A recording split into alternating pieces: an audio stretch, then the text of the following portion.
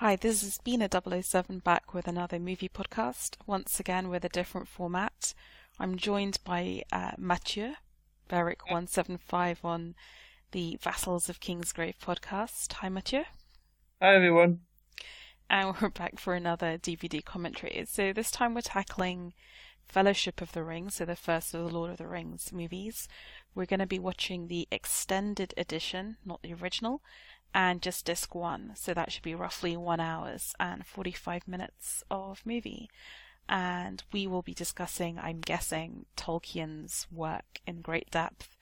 There might also be some allusions to A Song of Ice and Fire. But I just wanted to give a shout out for another podcast called Vassals of Kingsgrave. If you're more interested in getting into the Lord of the Rings and Silmarillion texts, then they're doing an amazing series of podcasts delving into that world, of which, Matthieu, I think you're part of the Silmarillion group, right? Yes, that's true. I've been recently tackling the chapters of the Silmarillion, which some people might say is fairly laborious. So it's but it's still very interesting. I mean, for fans of Tolkien in general, I think it's always interesting. But yeah, check it out. Cool. Okay. Well, I'm sure we'll get into how we got into the books and the movies as we go through this podcast. But in the meantime, I think where we're going to start is where the New Line Cinema logo is on screen and it says a Time Warner Company. And if I count us down, 3, 2, 1, go, and then we can start. So 3, 2, 1, go. And hopefully we're in the right place and everyone can follow along at home. So, Matthieu, why don't you tell me a little bit about how because you're a huge Tolkien lore master. I mean, for years on the podcast of Ice and Fire forums, I thought you were actually Stephen Colbert under Stephen. Oh, yeah, those good times. Maybe I still am. Maybe I just changed my name. Yeah. This is all an elaborate ruse.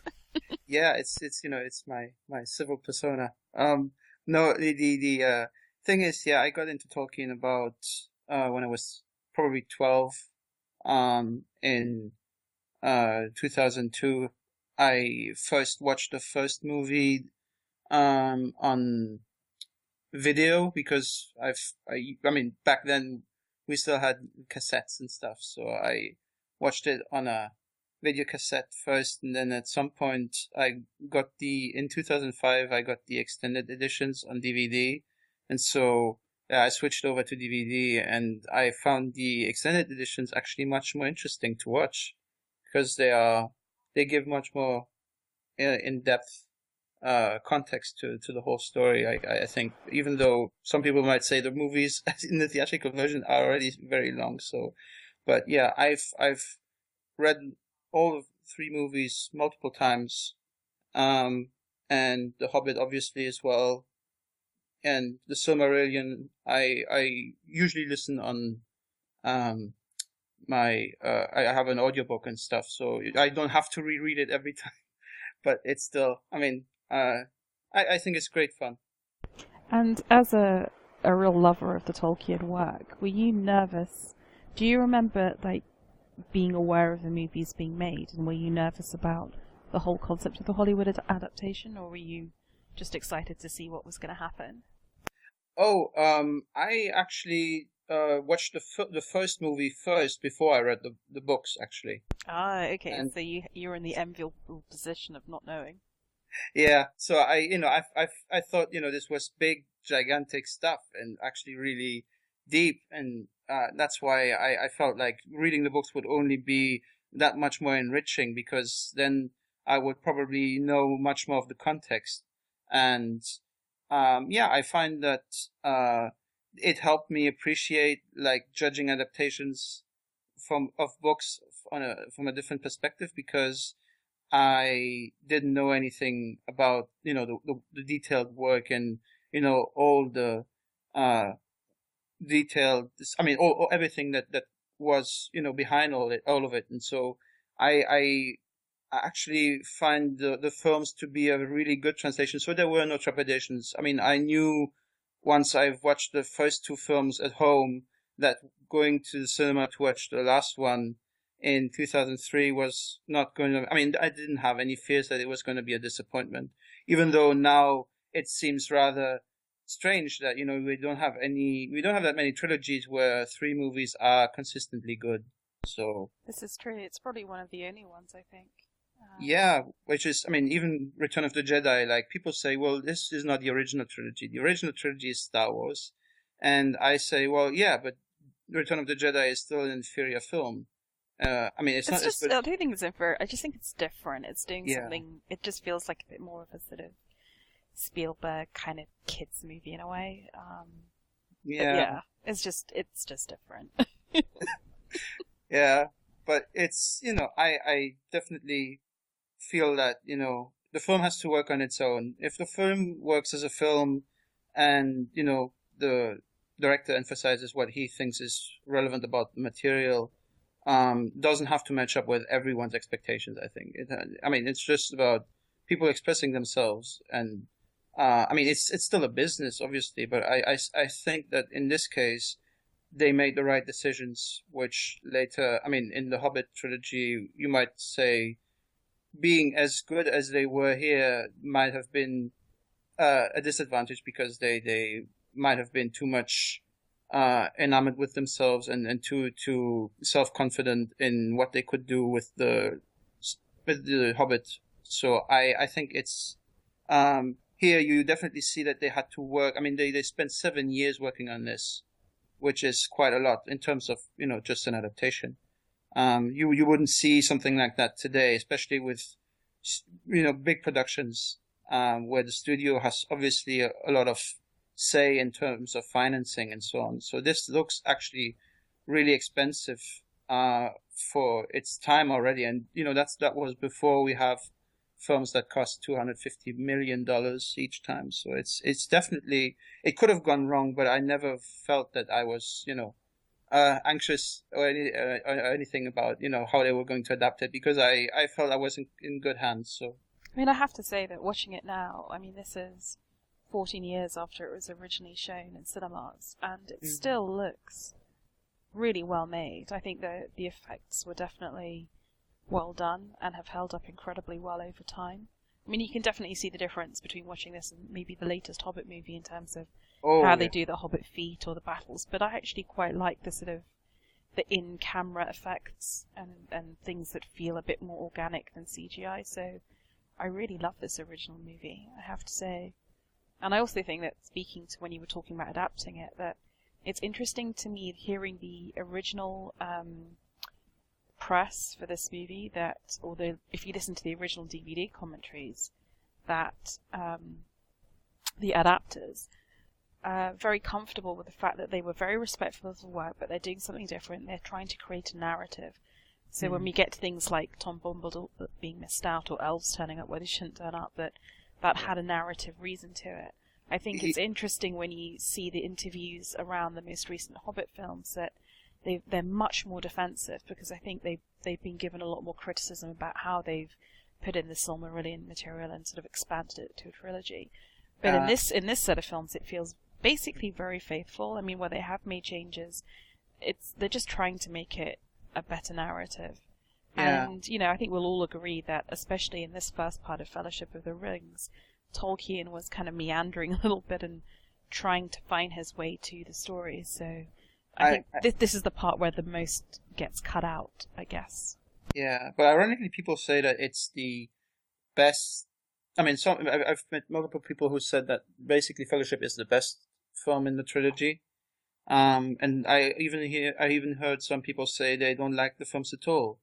I mean, they stopped watching after the first one, which I found strange, because I mean, it's people sometimes. I mean, that's also something. This is the first fantasy film that brought fantasy into the mainstream, basically, because before this, like in the 80s, you had things like Willow and Dragon Slayer, all these films, which are interesting if you watch them now, because we've moved on somewhat. We've been we have achieved mainstream success with fantasy films, but back then, I mean, you couldn't get a lot of studios to back them, right? Even this film had massive difficulty getting backed. I think studios came in and came out, and New Line really saved this film, but at the time they were very small studios, so I think the financing of this film was hanging by a thread. And the colossal success of it, I think, did take everybody by surprise. I think people always underestimate the popularity of Tolkien and the hidden audience for his work. There was a BBC poll around the time of, I think, maybe the first film coming out, to find the favourite book in England. And it ran for a long time. And I think you could almost sense the BBC getting quite embarrassed that Tolkien was winning. You know, they thought it would be, I don't know, Brideshead Revisited, or, you know, some work of great high literature. And yeah, there was this almost embarrassment because Tolkien just killed the poll. And I think it's always amazing to me that fantasy is seen as like genre fiction, like something niche, when actually this is probably the most beloved book for more people around the world than anything else, maybe. Yeah, it's also probably because it's quite it's anti-technology, basically. I mean, a lot of it. I guess it's because people who I know people who are into genre stuff like sci-fi and horror films and all that stuff, but they don't like fantasy because they feel like it's, you know, oh, it's for little children, you know, fairy tales and all that stuff. You know, it's magic and everything. They sort of look at it from a perspective where, you know, this is sort of for kids. This is not for, you know, people with big, you know, ideas or anything that any serious. Which I just find so insulting because it's dressed up in this concept of an heroic journey with dragons, and yet it's dealing with the concepts of, you know, corruption of the soul and evil and loyalty and what it means to be brave and what it means to fight for what you believe. I mean, like, the issues couldn't be bigger. This is a book that's the product of wartime. Very, very seriously, and anyway, I guess we're on the same page on that. Because and here comes the replacement for Sean Connery in his little wagon, which I always find interesting. Like, Sean Connery was offered the role of Gandalf, and he turned it down because he didn't understand the story. Seriously? They offered it to Sean Connery first? Because I don't know why they offered it to Sean Connery, but I'm glad we got Ian McKellen because, I mean, first, he doesn't have a distracting accent. I mean, I have nothing against Sean Connery, but you sort of hear his. I mean, it would take me out of it, I guess, if I heard Gandalf with a Scottish accent or something. It's really. I think this was the right casting choice because he's one of the few actors who stayed through all 6 films and who basically has been rather positive about, you know, the whole experience so far, I guess. And I really appreciate it that, you know, he takes it seriously enough. Didn't he also get a nomination for that? Maybe. What, an Oscar nomination? It wouldn't surprise me. Because it's so, I mean, it's such a big character. It's funny that, you know, we got a lot more of Gandalf in the films than we do in the books, because in the books usually he just sort of shows up and, you know, he accompanies the main hero for a while and then he goes away for a while and, you know, I think he's a lot more responsible in the films. He sticks with his posse a lot more. I think in the books he's far more infuriatingly likely to just leave the scene at a crucial moment and then just like not show up or show up looking really arrogant, going like, why were you guys all panicked? Of course I was going to show up. And they're shrewd as well, right? I mean, yeah, exactly. But this is classic Gandalf here. I mean, with you know, pipe smoking and not saying anything, just, you know, looking concerned. And yeah, now, I mean, I like this scene particularly because it doesn't need to be there necessarily. Where Bilbo is looking for the ring, basically because he thinks he's lost it. But it says so much about something that is not yet even a big thing. It says something about, I mean, the viewer who has not read these books doesn't know, if they only watch the extended version, why this is such a big deal. Because they don't know what the ring represents and, you know, what it does. And I like just, you know, Ian Holmes also, I just, you know, I can't see anyone else as Bilbo when I read the books now because they are, I mean, these, I mean, that's also maybe a problem of watching the films first, because when you watch it, you have these images of the actors as the characters for a long time. I mean, I don't think it matters the order, because even for me, I mean, I read the books first, 10 years before the film came out, and I've read them every single year. But like, Lord of the Rings is one of my favorite books, and now that I've seen the films, and because so much of the world of Tolkien for me is, it used to be through the pictures of the very famous illustrators, and now it's through the imagination of Peter Jackson. So yeah, to me, like, Bilbo is Ian Holm, and Frodo is Elijah Wood, and Gandalf is is not Sean Connery. But yeah, I don't think there's anything wrong with that. And even as a book first person, you can't, when you've lived in Peter Jackson's imagination for 14 years, you can't somehow turn it off when you're back reading the books, I don't think. Yeah, that's something that I've also, I mean, I sort of tend to see the films as one version of the characters, but it's as close as you would probably get, even though, like, I mean, you could probably say Elijah Wood is too pretty, or not, because hobbits are sort of a bit plump, they're not fat necessarily, but it's like, yeah, they are not the classical, pretty Hollywood people that you would usually see. But in this case, it works because, he's just, I mean, he's a young guy and he stays young for a while because that's sort of a side effect of the ring anyway. I think there's also something to the fact that Elijah Wood has his eyes, he manages a look that's very pure and innocent. And I'm not sure every actor can do that. My brother says he's sad. My brother, whenever he watches the films, he says, I don't like Elijah Wood as Frodo because he just looks sad the whole time. It's, he says it's a bit distracting, but I would say it's more something like forlorn, sort of, you're thinking about something, serious for a while, and then you sort of, that's always what I find, like, when I see Elijah Wood, he's sort of maybe not concerned, but at least it's very, as you say, it's very distinctive. But the thing is that he has to look like that because he alone of all the hobbits, maybe up to the point of the Palantir and the final battles, understands truly what's at stake. I think when he volunteers at the Council of Elrond to take the ring, I think he understands that he's not coming back, which I don't think any of the others do. So, and what I like about these early fellowship scenes is that there is a joyfulness. You do see him in the green, especially in the extended edition, in the green dragon, having a drink and being carefree with the others. But yeah, I think it's appropriate that he looks careworn as we go through. And now we get the first in-universe reference, right? The map they used for the Hobbit. I'm not sure. Did they reuse it? Was it the same one? Or did they make a newer one? I don't know. I'm assuming they did reuse it because... But Smaug doesn't look anything like that. So, at least now we know. Oh, sorry. We're meant to say Smaug, aren't we? Smaug, yeah. Peter Jackson says Schmaug because he's from New Zealand. So probably that's his accent. Maybe, I don't know. Do New Zealand people have the German I don't know. I definitely don't know. But it's to me, it's always Smaug because in German they say Smaug as well. It's because it's AU is pronounced ow. And so that's why, we just say Smaug as well. Which I guess, you could say, the name probably is from something, Germanic. I would, it's probably a Celtic name.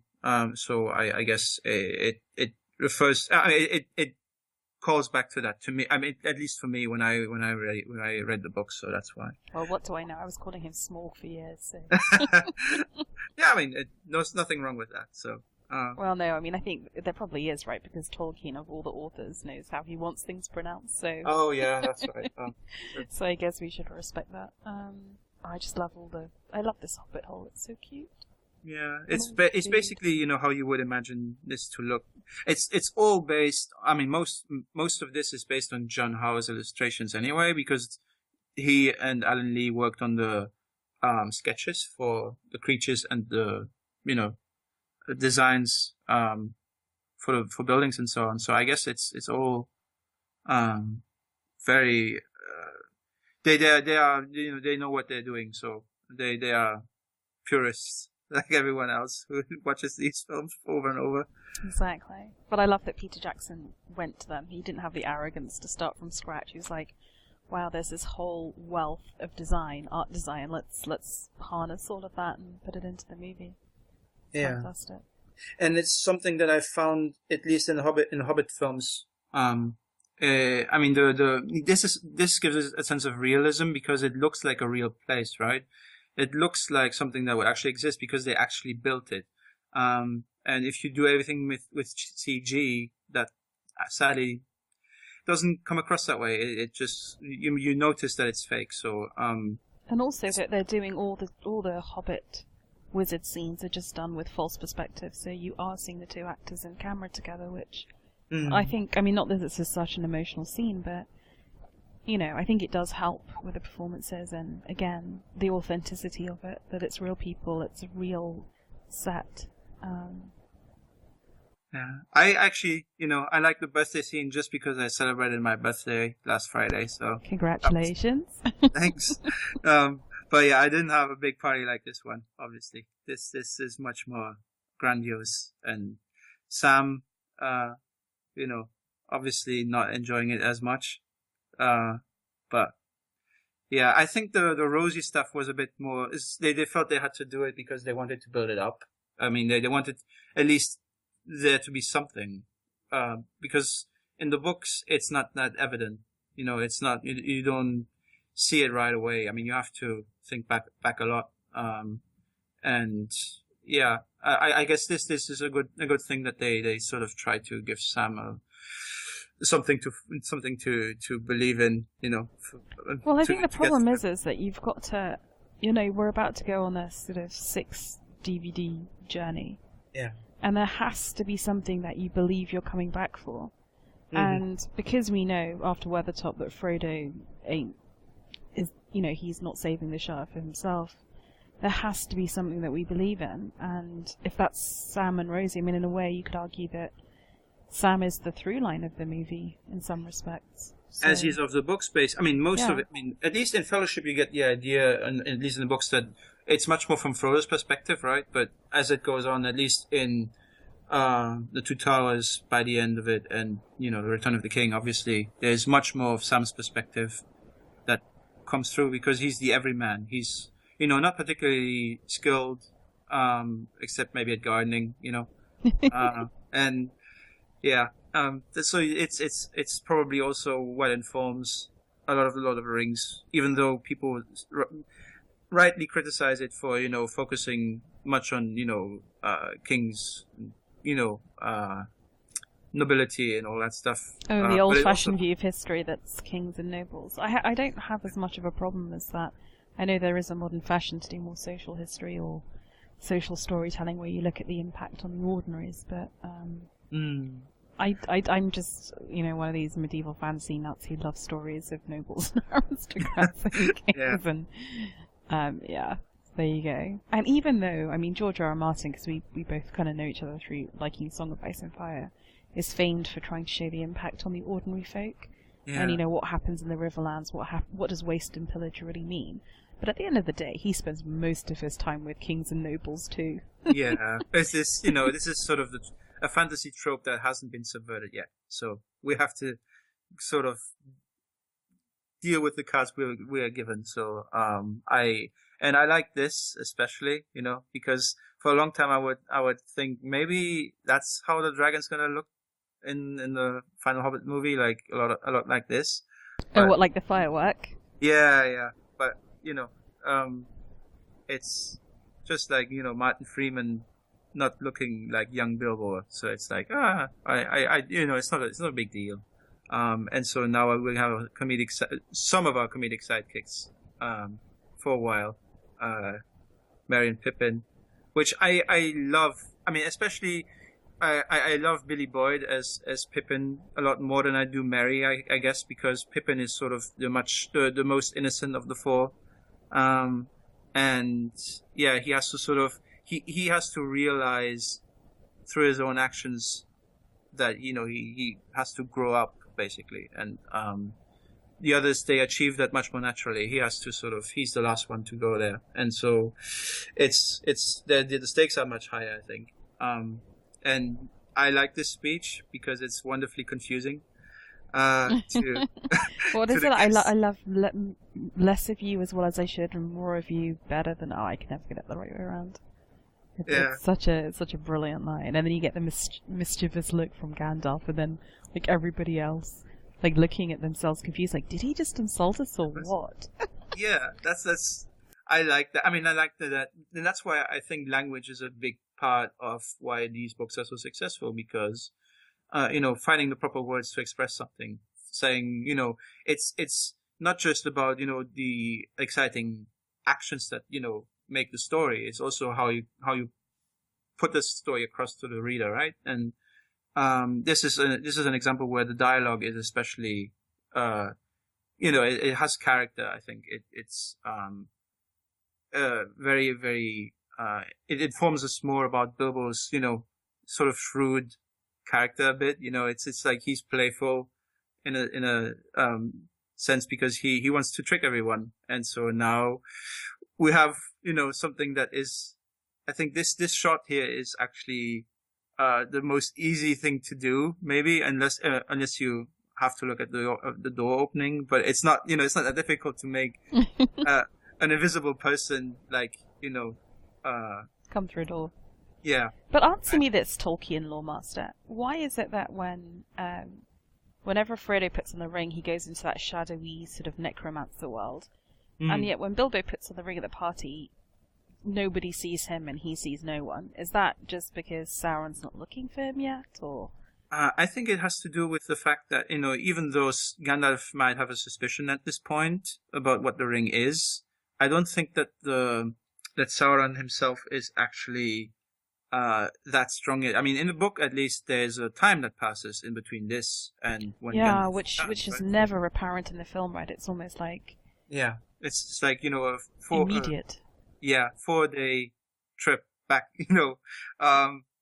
and yeah, we basically covered the whole trip to Minas Tirith in, one shot. But For this kind of Gandalf. makes more sense to me because I always used to find it kind of weird that you would discover that this ring of power existed, but then you just sort of leave it in hiding for a decade or whatever it is, rather than immediately trying to deal with it. Yeah, no, that's true. I mean, because you would have, I mean, at least for Gandalf, he would have to be absolutely sure about what he's dealing with, and before he acts on it, because otherwise, it could have disastrous consequences anyway.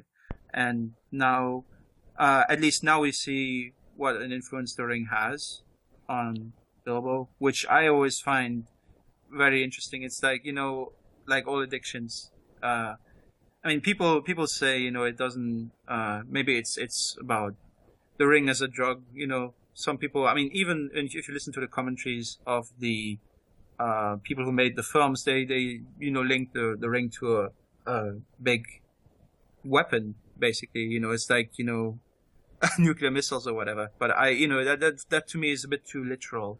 I always like the I think Professor Tom Shippey, because I've read a few of his books on Tolkien, and I think he's the one who, for me, has the most articulately put the case that the use of the ring is like an addiction, and that's why it gets more extreme with time, and this whole concept of why can't Frodo finally take it off? How does it work at different paces on different people? Like, why is it that Boromir can resist, Faramir resists, but Boromir doesn't? And, I find addiction a very powerful metaphor because, of course, two people can take cocaine. One will, the level, the speed of addiction will be very different. So I have always found it really interesting as a way of looking at it. And yeah, Bilbo trying to sneak the ring away, maybe, or yeah, just poor guy. And this is very, very powerful because it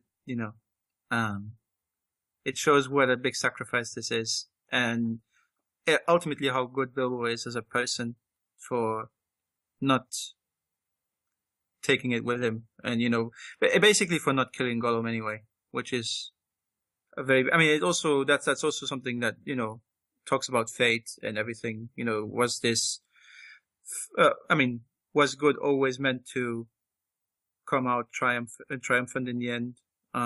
Or does good come from evil, evil come from good? Both of these things are addressed in the film to a large extent. So I really, that's why I don't agree with, people saying, fantasy films are simplistic and, for small children or whatever. No. And as we discussed, when we did the Lord of the Rings podcasts, I think it was Iwan Deal, Alex was talking about the thing that she loves best about these books is that in one sense Frodo fails because he obviously is corrupted finally at the end and does fight to keep the ring as he falls over into the molten lava, but ultimately because he had succeeded earlier in showing mercy to Gollum just as Bilbo had, he is saved. And so it's a very complex message about how to win in this war against the ring. Which I find that's partly probably because that's partly also why people love the books, because it's not a simple, good versus evil battle. Evil, loses and good triumphs. It's because, the people who we were thinking were the people to finally deliver the death blow to Sauron are not the people who are actually the most sympathetic characters in the story. But exactly. on one level they are. On one level, I think Gollum is the most sympathetic character in the story, and also. I think he is. I think Gollum is just so heartbreaking, and you were talking about Ian McKellen maybe getting a nomination. I found it unbelievable that Andy Serkis didn't get Oscars for his role. Yeah. Motion capture hasn't earned that respect yet from Hollywood, I guess. Which is unbelievable because it's so clearly his facial expressions and his voice and playing both characters, these very distinct personalities. It was a tour de force, really, of acting. And just on this technicality, not to be eligible, it's just unbelievable. And it's also, but I guess we've sort of progressed on that a bit, because now, at least with Dawn of the Planet of the Apes, he managed to get top billing. Yeah, so. Absolutely, and with real lobbying effort, right? So, and didn't he's been nominated now for motion capture work, I think. I think. So I think now it can happen. I have to check it out. I have to check on that. But it's also. I think this is also a way of saying to the industry, like, just because there's a lot of effects, like you can have a lot of a lot of effects or makeup or anything. There are different ways of bringing a performance to life. So I guess you shouldn't put it down just because, there's a whole effects team working on it. It's still the actor who is providing the voice work, who is providing the movement and everything. So it's still, without an actor, you wouldn't have as good a performance as you finally got in this film. Absolutely. Oh, we just had the Black Riders, awesome. Yeah, and awesome. Now here the matte painting of Minister. Oh, it's just so beautiful. You forget how gorgeous this whole film is. And so now when you see the Rodruin spitting out fire, which always is a bad sign, yeah, but never good. Yeah, at least to Gandalf, he speaks volcano, I guess. So now Gandalf has used Middlefinger's TARDIS and has gone to Minister to look at the books. Yeah, just as you do. As you do. But I also guess it's also, reading. Gandalf, he just, he doesn't just jump to conclusions. He basically goes to the library and looks through a lot of books to get the answer, right? Because that's also something, it's all, the answers are all buried within the past. So it's digging up, and doing research and everything, which is, I guess lots of people would rather have the sword waving, Rob Stark guy who basically, just goes in guns blazing without thinking. And that's why Rob Stark ends up not in a good place and Gandalf is still alive. Yeah. But I always find it weird that, as a Maya, he still does need to go and do his, get his evidence and stuff. He doesn't just sort of mystically know. Yeah, because what we might, for those people who are not familiar with all the details, this is from my gut with his dogs. And a really mean name from Tolkien, I think there. Yeah. But as I said, it's weird that, Gandalf as a Maya, like a spirit, an angelic spirit, so to speak, is afraid of the Black Riders the Nazgul, basically, who, have, I think the, voices are provided, I mean, at least the shrieks of the Nazgul are provided by Fran Walsh and someone else. Okay, right? here's a scene for your brother, Matthieu. This is Frodo being all happy. Oh yeah, that's one. Yeah, he likes those extended scenes because he feels like the characters are given much more depth that goes beyond the plot, right? Because otherwise you might have to be, if you have to get the plot moving, sometimes it's to the detriment of the characters. But I feel that even with the theatrical versions, that was never a problem for me. But it doesn't hurt that you have scenes like these. It's like the characters just look at each other, and then you have. I think he's still. I mean, I read the books in German, but he's Tim, right? What's he? Yes. The guy who is always unpleasant to Sam. Yeah. Yeah, and yeah, he only gets one scene because they essentially. I mean, we can still say they cut the scouting of Shire. So. And this scene is a genuinely new scene for the extended edition, right? So. Yeah, and then someone else moving in on Sam's territory, but Sam doesn't say anything. Prison ball, Sam. He's just friend zone for the moment. Absolutely. And now it's like, this is like a horror film. I mean, this could be a scene from a horror film, like a jump scare, like cat out of the blue. But what I always appreciated about the Black Riders is, like, even when they go to Farmer Maggot, they never kill anyone on a humbug. They're not like sort of Imperial stormtroopers, flaying bullets everywhere. They're quite sort of efficient. Yeah, exactly. They have one thing to do. They have one job. And come on, that is it secret, is it safe line? I mean, that is straight from Marathon Man, right? Could be, yeah. It's a long time since I watched that film. That just makes me laugh. So here we go. So now he's going to do his experiment. Again, exactly. Let's look for empirical evidence, says the angelic spirit. It's quite cool. I think when he was like a little kid, he had one of those chemistry sets. Mm-hmm. Could be. In his little angelic child. Yeah. Well, he probably was better than Hermione at Hogwarts. So,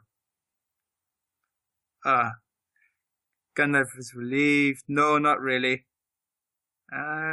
They see. Oh, and there you go. Here comes the markings. You know that for the trailer, basically, I mean the prologue, because we sadly didn't mention the prologue because the prologue is a very epic scene. But Gandalf was meant to actually say the prologue originally, I think. Oh, not Galadriel. Yeah, but they changed it because I think it makes a bit more sense because it's much. I mean the wizards or Istari, as they're called in the books, they didn't show up until the Third Age anyway. So it's like Gandalf wouldn't necessarily know about all that, but Galadriel is much, much older than he is. And she has her voice is Galadriel, which is she deepens her natural voice. I think it's really lovely. Yeah, but I don't know how she does it. I mean, I couldn't do it without straining my voice, deepening. Okay, so here's another question for you as Lore Master. Is not that I engineered this entire podcast so I could just ask you questions. No, but is Galadriel more powerful than Gandalf? She's an elf. That does not. I mean, to me, that doesn't say that. That doesn't mean that she's like all powerful. I mean, she's not. She's been around much longer, so maybe she's just powerful by the fact that she has spent more time in the physical world, right? So is she more powerful than everyone currently on Middle Earth? I don't think so, because if that were the case, she would have just gone knocking on the Black Gate. Apart from Sauron. Yeah. No, I I mean, she's more powerful than Elrond, right? And she's more powerful than definitely. her husband. They basically didn't choose her for the White Council for nothing. So it's she's definitely one of the most powerful people. It's just that she tends to stay in Lothlorien because it's just like a big Garden of Eden that is untouched by the outside world, and so it's basically. I think it's also because she's strongest where she resides. So I guess you would say she's probably the most powerful person if you were in Lothlorien anyway. Because the reason I ask is that in the latest Hobbit movie, the scene where she kind of banishes Sauron and he flees to Mordor, I mean, that's pretty freaking kick-ass.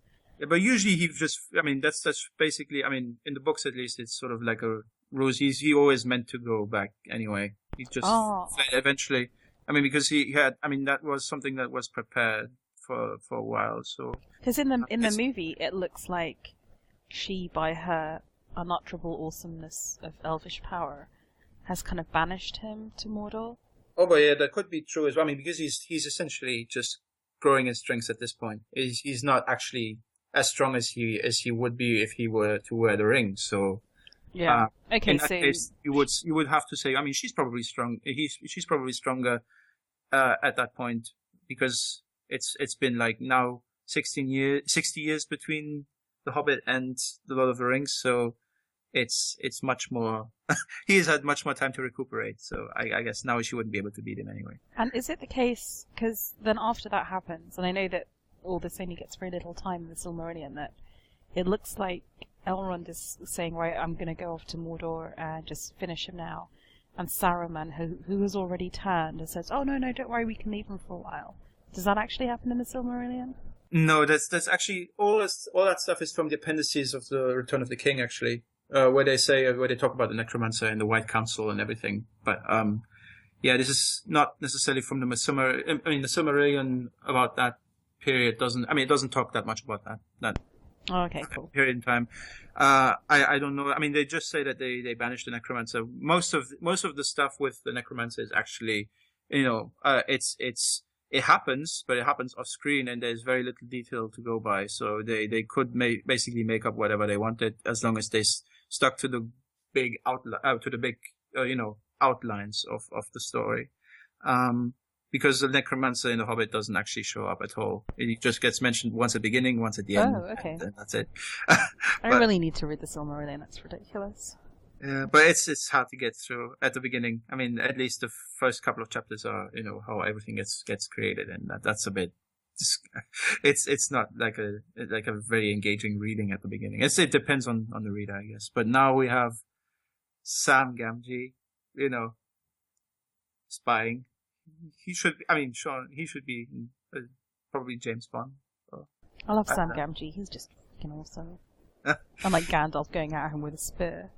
Yeah, it's like also in the book I find that actually it's quite a humorous moment after all that heaviness from the discussion that they had, and I like the fact. I mean, I would have liked the fact I would have liked to have Gandalf say that maybe the stuff about even dragonfire cannot harm the One Ring because they are. I mean, it's made by something that is much older and much stronger than any other living thing in Middle Earth. So except maybe Tom Bombadil. I don't know.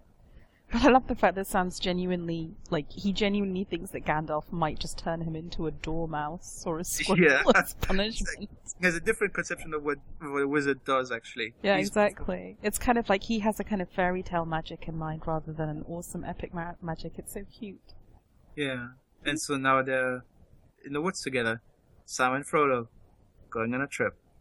Absolutely. Which is, I also, let's address this because some people, who say, well, the hobbits, they're just, Sam and Frodo, they like each other like a homosexual couple would, probably. And I mean, I can see where people from a modern context might think that, and obviously it's definitely a fertile ground for slash fiction, but I think you've just got to very much see it in the context of its time, and that Tolkien's writing about the relationship he had with his sort of valet or servant during World War One, and that closeness and loyalty, and it's just coming from a context where there were common relationships of master and servant that maybe we don't understand anymore in Western culture, at least. I mean, I think again on the Lord of the Rings podcast, Nadia was quite interesting because she said she comes from a culture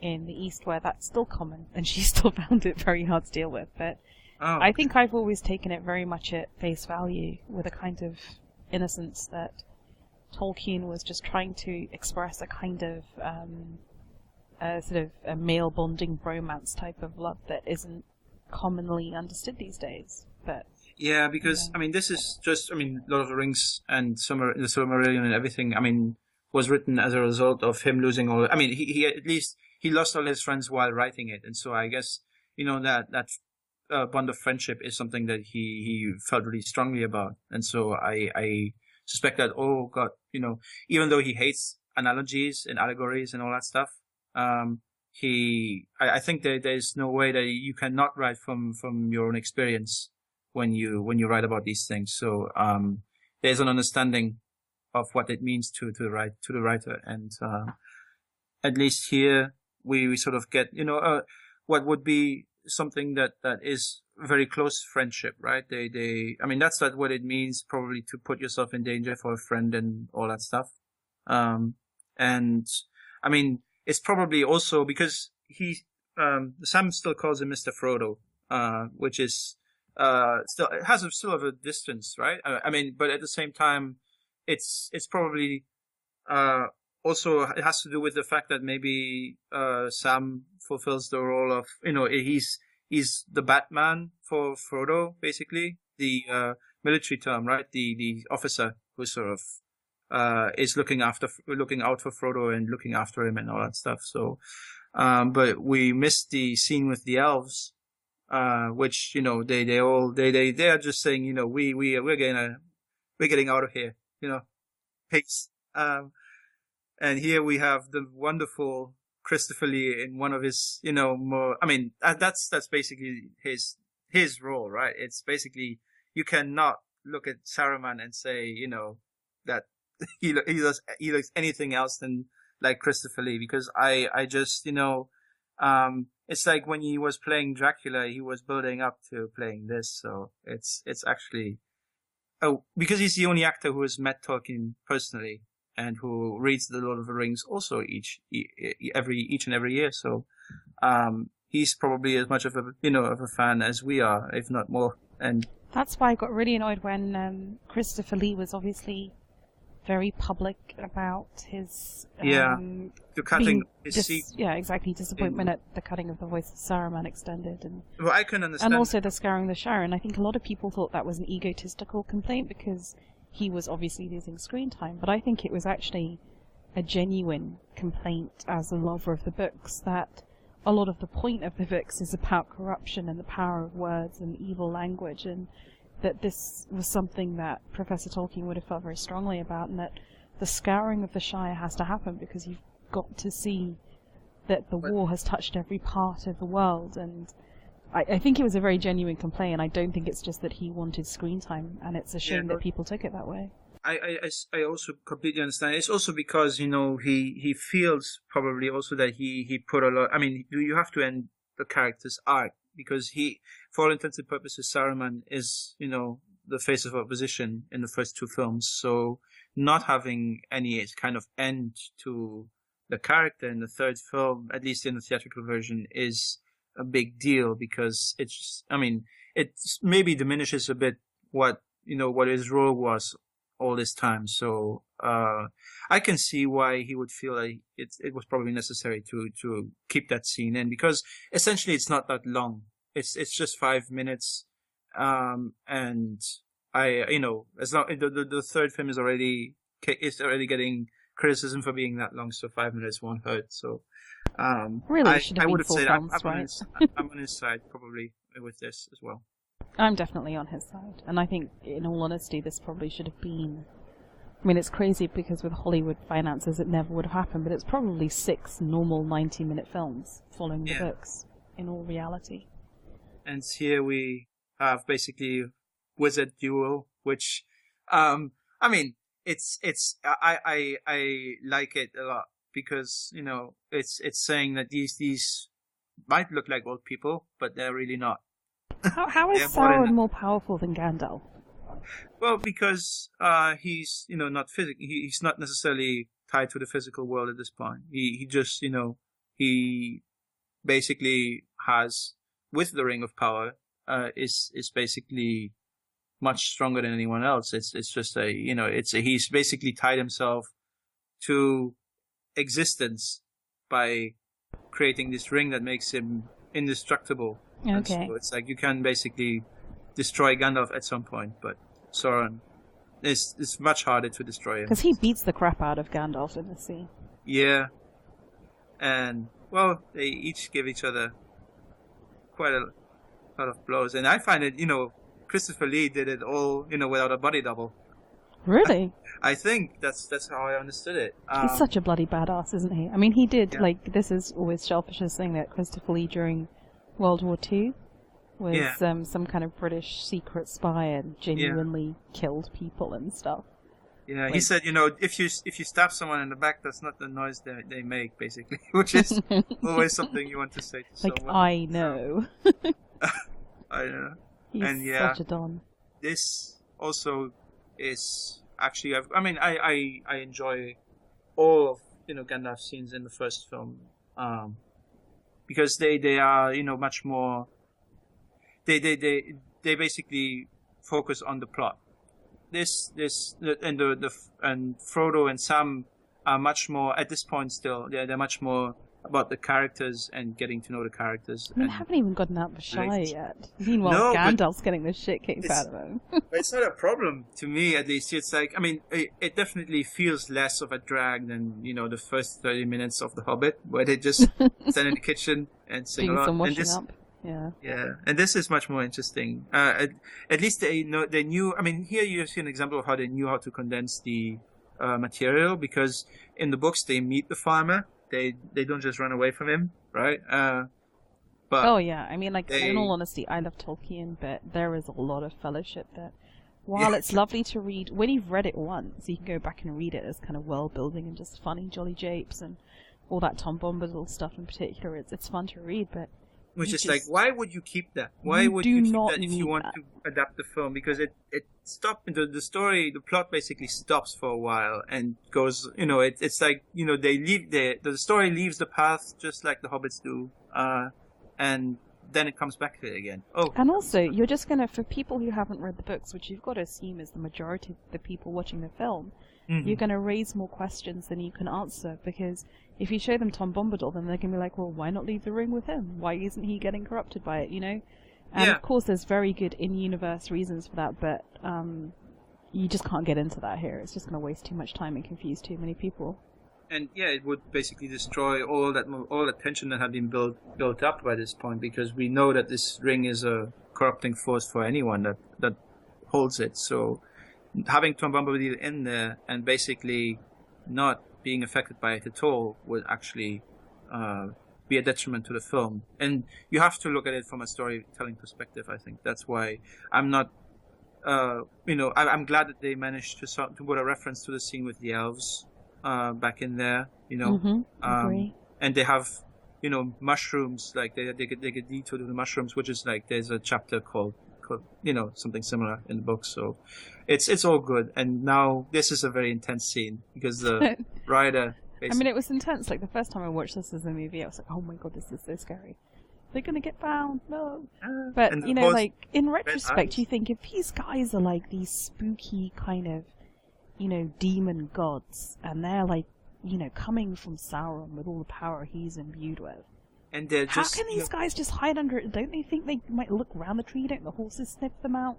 But they're blind. Seriously? It's like the most ridiculous scene ever in retrospect. Yeah, of course, but it has a lot going for it, because it allows Frodo to be tempted to use the ring, but you don't know what would happen if he did it in the presence of the riders, right? At least at this point. So it's they managed to build up a lot of tension just by putting that scenario in there. But again, the fact that he uses the ring and the riders don't immediately think, oh yeah, he's right below us. Like, they're not. Yeah. I just find that it's the only point in all three movies where I think it just doesn't make sense, really. Well, it's from. This scene is directly from the books as well, right? I didn't find it. I just probably they would see him if he were to wear it. They are blind otherwise. They just have to rely on their they just have to smell. They can just try to smell him out somewhere. They don't actually. In which case, I would say that these are pretty poor messengers to send after finding Frodo, because Yeah, but they are, and I mean they are indestructible as long as the ring is not destroyed. So basically, you can send them to do anything. Indestructible, but with no peripheral vision or sense of smell. Yeah, well. And it's not a criticism of the film. also I mean, afraid it's of their fire. own Tolkien. They're Right? also afraid of fire, which we'll learn later. Yeah, they're like Shere Khan the tiger, but without the sense of smell. Yeah. But this is a wonderful shot. I like the lighting in this. I like the fact that they just have a night scene basically, and there's a source of light somewhere. And the other thing I'd like to say about Peter Jackson as the director is that, because he's shooting this is DV, I think, but his richness of the blacks is really good. Like a lot of heavily composited and CGI type work, you never quite have the richness of the dark colours. It's quite hard to render, and this scene, which is basically moonlit, is brilliantly done, I think, technically. And they jump out of a fence, which, if they were a bit more obese, they would probably not be able to do. And then, this is very intense.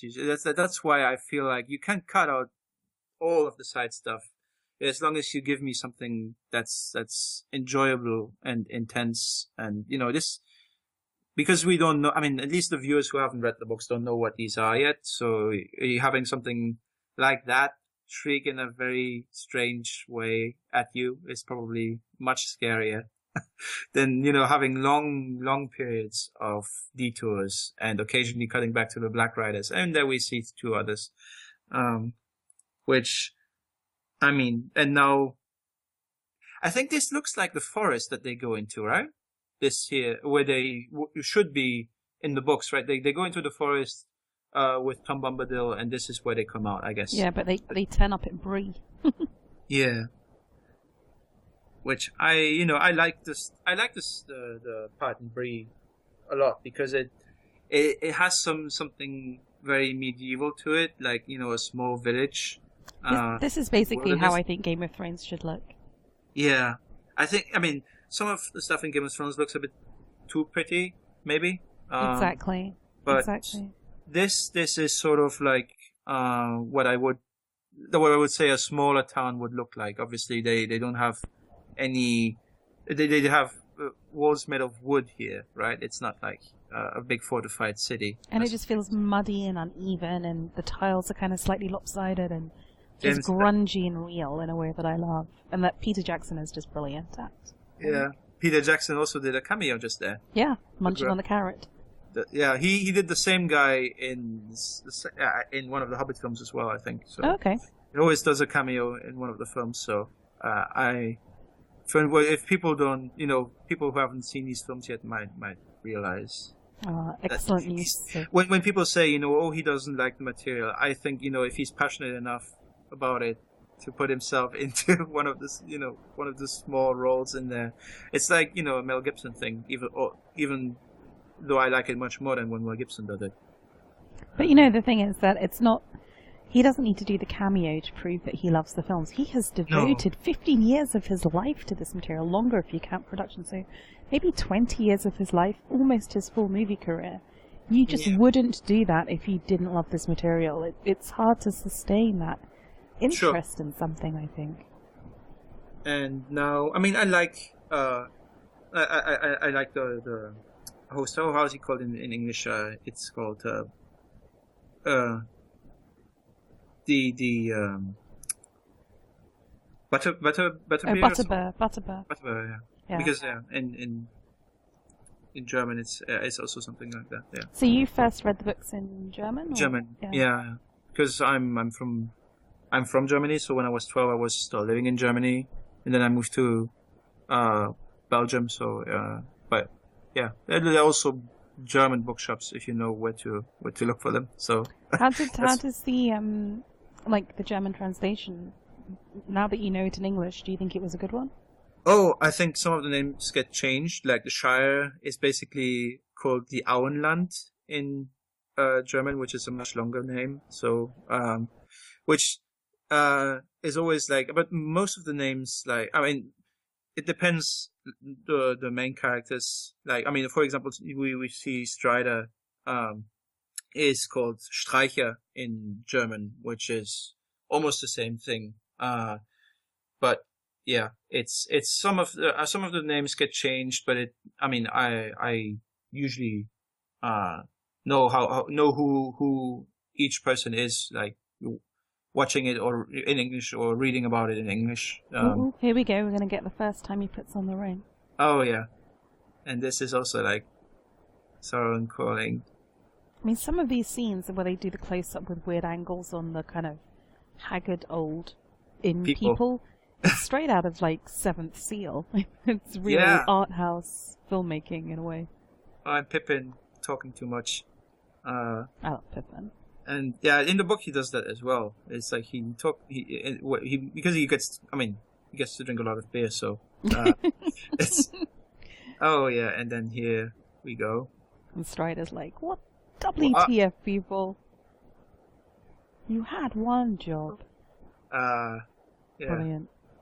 And so here we go. Everyone gets concerned. Yeah, right. The Black Rider's like, yeah, there we go. Yeah. Job done. I love how they've done the visuals of this and what it feels like to be in that ring world. And I prefer this to the way that they do it in the. I mean, the way that it's done in The Hobbit is much less distorted. I think it's because probably the influence of Sauron is not as strong, so it's not like. And here, this is obviously an iconic image. I mean, it's also weird. Like my parents said when they watched the film, they said, "Well, it looks like." I mean, Sauron's eye basically looks like a big vagina. But your parents said that to you? Hilarious. Yeah, I mean, when I was, when I already was aware of what was going on, it's okay. All fleas and it's not all bees and flowers. So I was just thinking that would be like the coolest entree to a facts of life conversation with your parents. There are girls and there are boys, and this is basically what the private parts of girls look like, and that's going to strike the fear of God into you. You're never going to have sex again. Yeah, that was all part of, Tolkien's plan, obviously. And Viggo Mortensen, I think he's very, I like him much more when he's less serious, actually.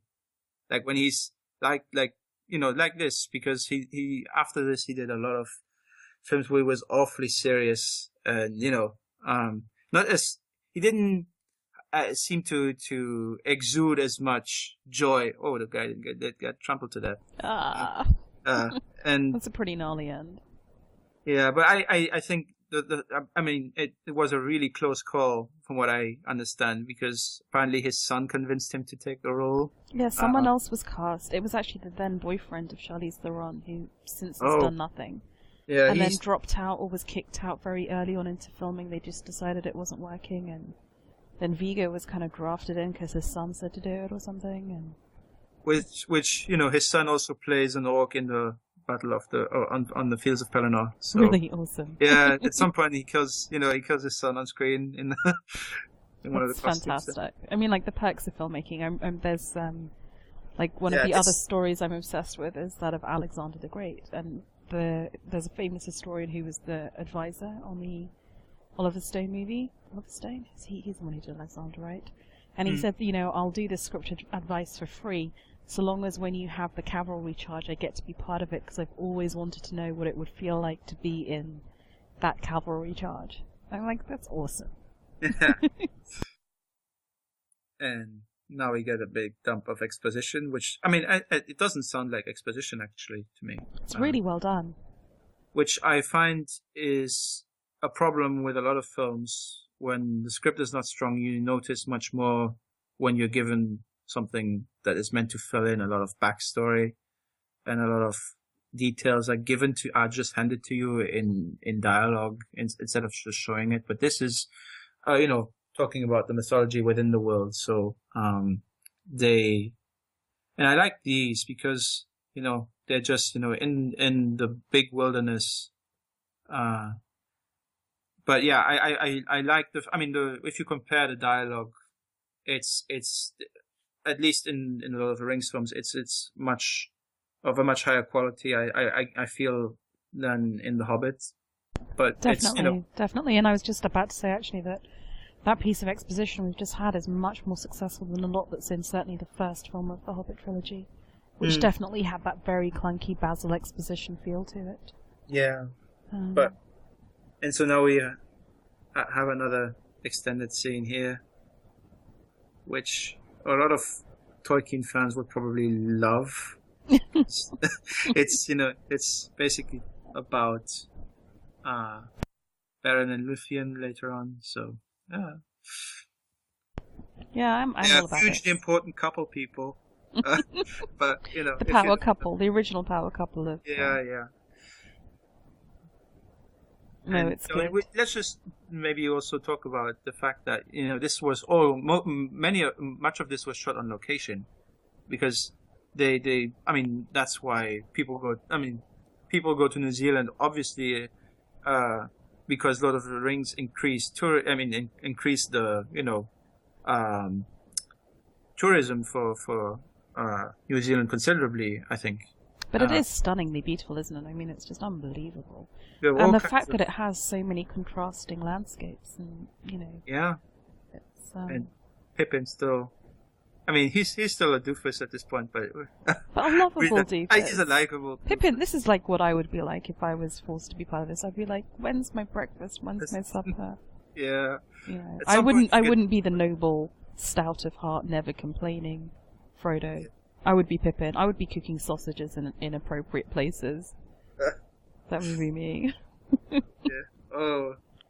This looks genuinely unpleasant, doesn't it? Going through the marshes and the midges. Yeah. Which but I usually I'm happy that we're spared these kinds of details in other films, because it's like you were saying. I mean, unless it sort of unless it informs the place. Is Aragorn just carrying like venison on his back? Sorry? Is Aragorn just carrying a deer on his back? Yeah, he did. That must be extended edition. I don't remember that from before, but I mean, like, a deer is freaking heavy. No, it is. And, Tywin Lannister knows how to skin it. And apparently Aragorn too, if they're eating venison steak right about now. Yeah, they both know each other from the same club. Same hunting club. And, yeah. They're like the opposite of rulers, aren't they? Yeah, that's also like Aragorn, just, at least in the film version. And in the books, he's much more upfront about, being the heir of Elendil and Isildur, and, wanting to claim his throne, and etc. I like the fact that he's much more doubtful in the films, because that gives him much more of an arc as a character. Absolutely. But it also, I definitely do like it. I think it makes him a much more nuanced character, but I suspect that the motivation of the screen adapters was much more slippery, insofar as if you make him weak at the start, then he needs to have a woman to force him on and persuade him of his... So, it's opening up the room for his girlfriend, basically, which I have less sympathy with. And now, those were well-spoken orcs. I'm not used to that in these films. But, Gandalf waking up on Orthanc, which I always found to be, as it says in the book, like it's just an imitation. It looks like an imitation of Barad-dûr, basically. Yeah. It's not. Don't kill the trees. Also, I just chopped down some trees in my garden. They don't come up from the roots that easily. You don't just tip a tree. No, yeah. But they have an army to make, so they know some secrets. They have shit to do. Yeah. Oh, poor Gandalf. Yeah. But this will come back to haunt him anyway. So shouldn't have done that. But that's classic James Bond. Just kill the guy. Don't imprison him, because he's going to escape and then he's going to mess you up. Yeah, that's also. It also gives Gandalf enough time to discover what he's doing. So he has much more of an informed picture. And now we go to Weathertop, which, at least not orc infested yet, or not anymore, basically. Yeah. So Weathertop always struck me as maybe not quite high enough. Really? But it is awesome. Yeah, it was. I mean, it's a tower that basically got destroyed, right? So Yeah. But I always imagined it on sort of a higher natural topological sort of hill in a way. Oh yeah. But that may be just me being picky. But it does look brilliant, in fairness. Yeah, time for some sausages, peeps. Yeah. Sausages and swords.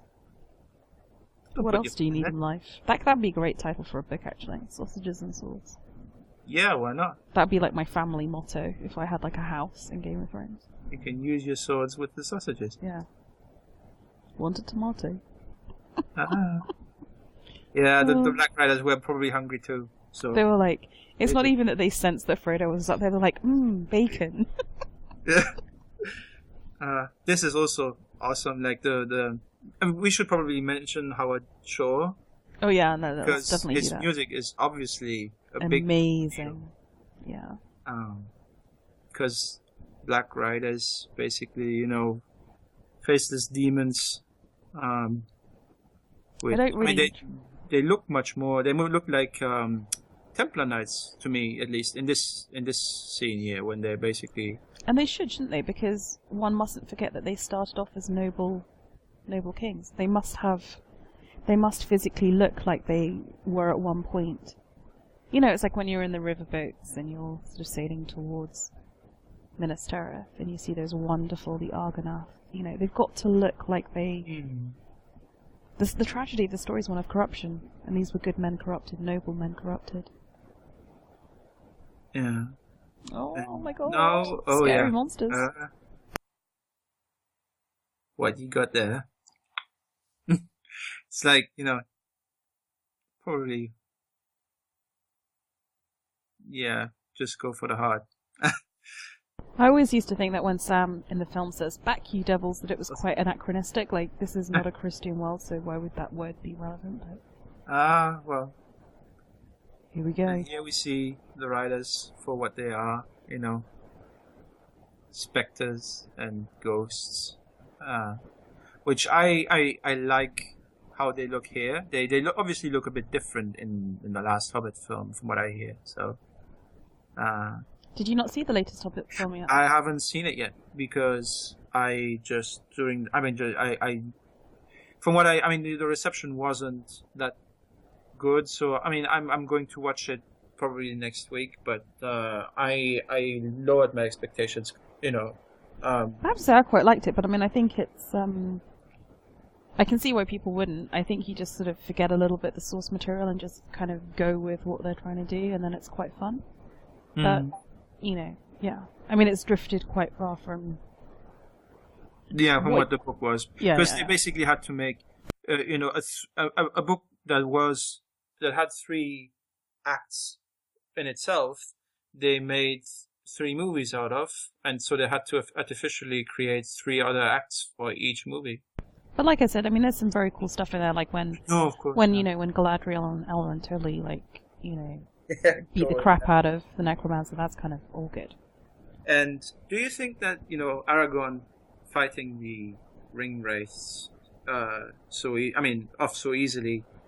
Well, he has fire, would right? Would diminish them in a way, maybe? Well, ever since they couldn't sniff out Frodo, I had a pretty low expectation. Although, because when I listened to the VOK on this part of the book, I also I got the complaint that basically the Black Riders are a bit, they're not that scary because people basically they keep going somewhere and then they have to flee basically because it's like they're scared of fire and then they can't cross the river when it's rushing and then you just think, well, that's 2 out of the 4 elements, But it's like with vampires. Do they also have hay fever?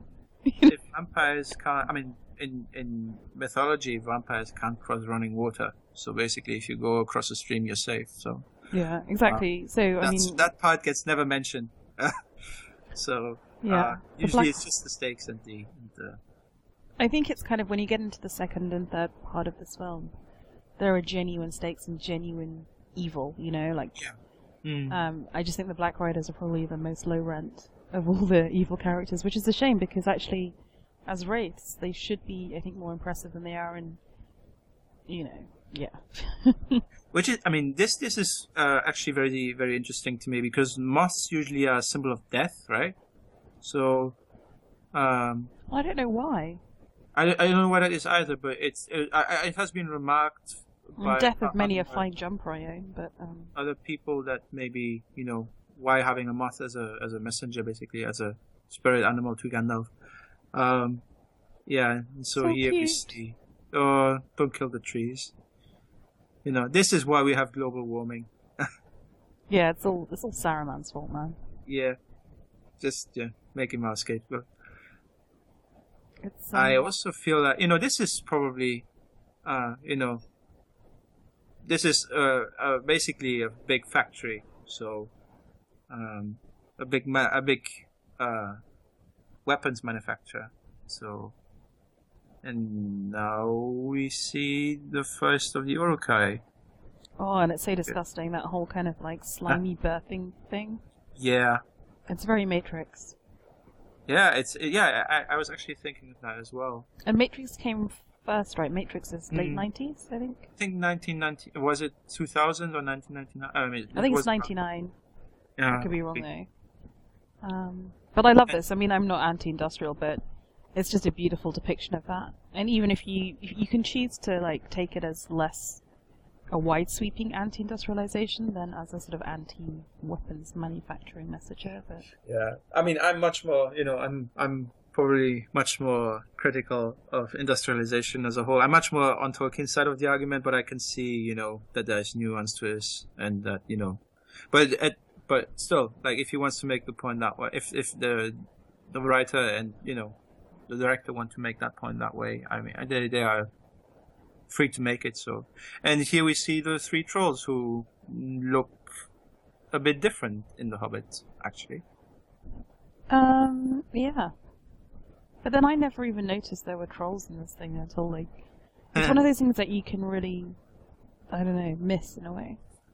Yeah, in the books they have a bird's nest behind the ear, something. They're much bigger as well, aren't they? They have Arwen. Because it's like, people were asking, why isn't Glorfindel in this? And I'm saying, like, you have so many male characters, you really are going to object to this? It's like, Tolkien doesn't give his women characters, except for Eowyn, much to do, so I'm glad that we get Arwen involved more. Oh, Arwen's so annoying though, isn't she? And Glorfindel's awesome, and I know that there is, like, Glorfindel is different, and he's not the Glorfindel, you know. There are many people called Glorfindel who are all awesome. But it's the same Glorfindel, I think, because he slays a Balrog and he comes back. So awesome. Yeah, and this whole kind of like, oh, I'm saved by the majestic lady in white. And, yeah, oh. I mean, I get why they did it, and I think that it's also. I just find it quite patronizing because it's forcing it where it isn't really. Sure, but it's much more natural than what they did in The Hobbit, where they basically invented a love triangle out of nowhere. Where this is actually part of the story.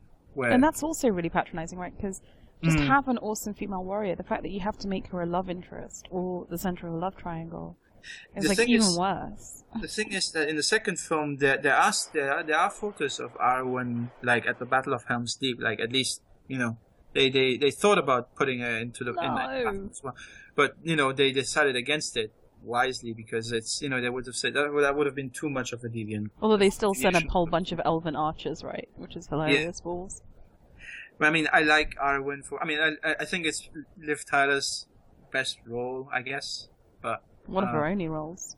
Yeah, she hasn't done that much from what I saw. So well, in fairness, I think she went off and had a family, and probably her priorities weren't to do roles. I think she could have carried on working. You know, at this point, she's at the height. She was probably a much bigger star than any of these characters she's on screen with now. Oh yeah. So maybe at the time it was like, well, if we're paying for Liv Tyler, we should put her in more scenes because, you know. But a lot of people objected to her when she was cast. Really? On the grounds that she wasn't sylph-like enough, which I think is kind of, you know. What? This is probably as ethereal as you can get. I think she's stunning, and I love, again, how she lowers her voice, and I think she's a really beautiful Arwen, but... Yeah. Yeah. I have no criticism of Arwen, except maybe in the way that the character is used within the story, but it's nothing. It's got nothing to do with her acting, actually. Exactly. And I like this chase scene because it once again showcases the, New Zealand landscapes. It's also just beautifully choreographed. I mean, I think people forget that, Peter Jackson's known as this guy who does CGI and he does monsters. Yeah. But I think he actually directs straightforward action really well and makes it really exciting and exhilarating. Yeah. And I'd love to see him do a straightforward action film, kind of like a Bourne Identity type thriller, just to show people that he can do that. He doesn't need special effects as crutches. He can just do something very high-paced and, I think he's a really much more flexible director than maybe people think. Yeah, I don't even hate Frighteners or anything. It's not a very good movie, but it's like at least he's trying something different. And Heavenly Creatures obviously shows that he is a very capable director as well. So he should probably go back to that after. I mean, now I'm ready for him to move on to something else, I guess. I don't know. I'm going to miss him, I think, a little bit. Yeah, me too. But it's still. I'm just curious as to what he's going to do next, because I think he's exhausted everything that he can probably do in Middle Earth. So you don't think there's some kind of Silmarillion? If only if you do like a film for each chapter, because there's like you have big developments in 2 sentences and stuff like that. Your whole universe is changing and everything, which is and here we have the horses getting killed. I mean, they're so ridiculous, aren't they? Give up the elfling she-elf, and then she's like, hey, yeah, whatevs, have a go. Yeah, it's just such an empty threat. And I always felt very bad for the horses here.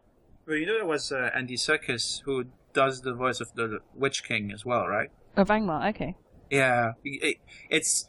I also happen. I mean, it's in the commentaries, but the guy who plays Lurtz, the first Uruk-hai in the film, he basically plays like Gothmog and the Witch King, but the voices are from other actors, basically.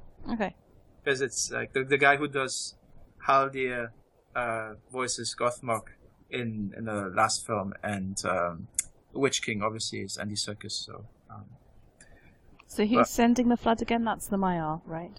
No, the flood was sent by Glorfindel in the book. Glorfindel. So awesome. Yeah. And now we. Frodo, don't die. You see, it's so pathetic. Oh yeah. And I just love all the different details here, like the decoration, the sets, and everything.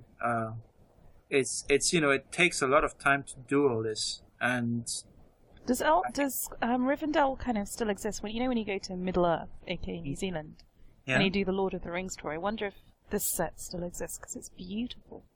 I think they preserved it because they reused it for The Hobbit. It's just stunning. It must be massive as well.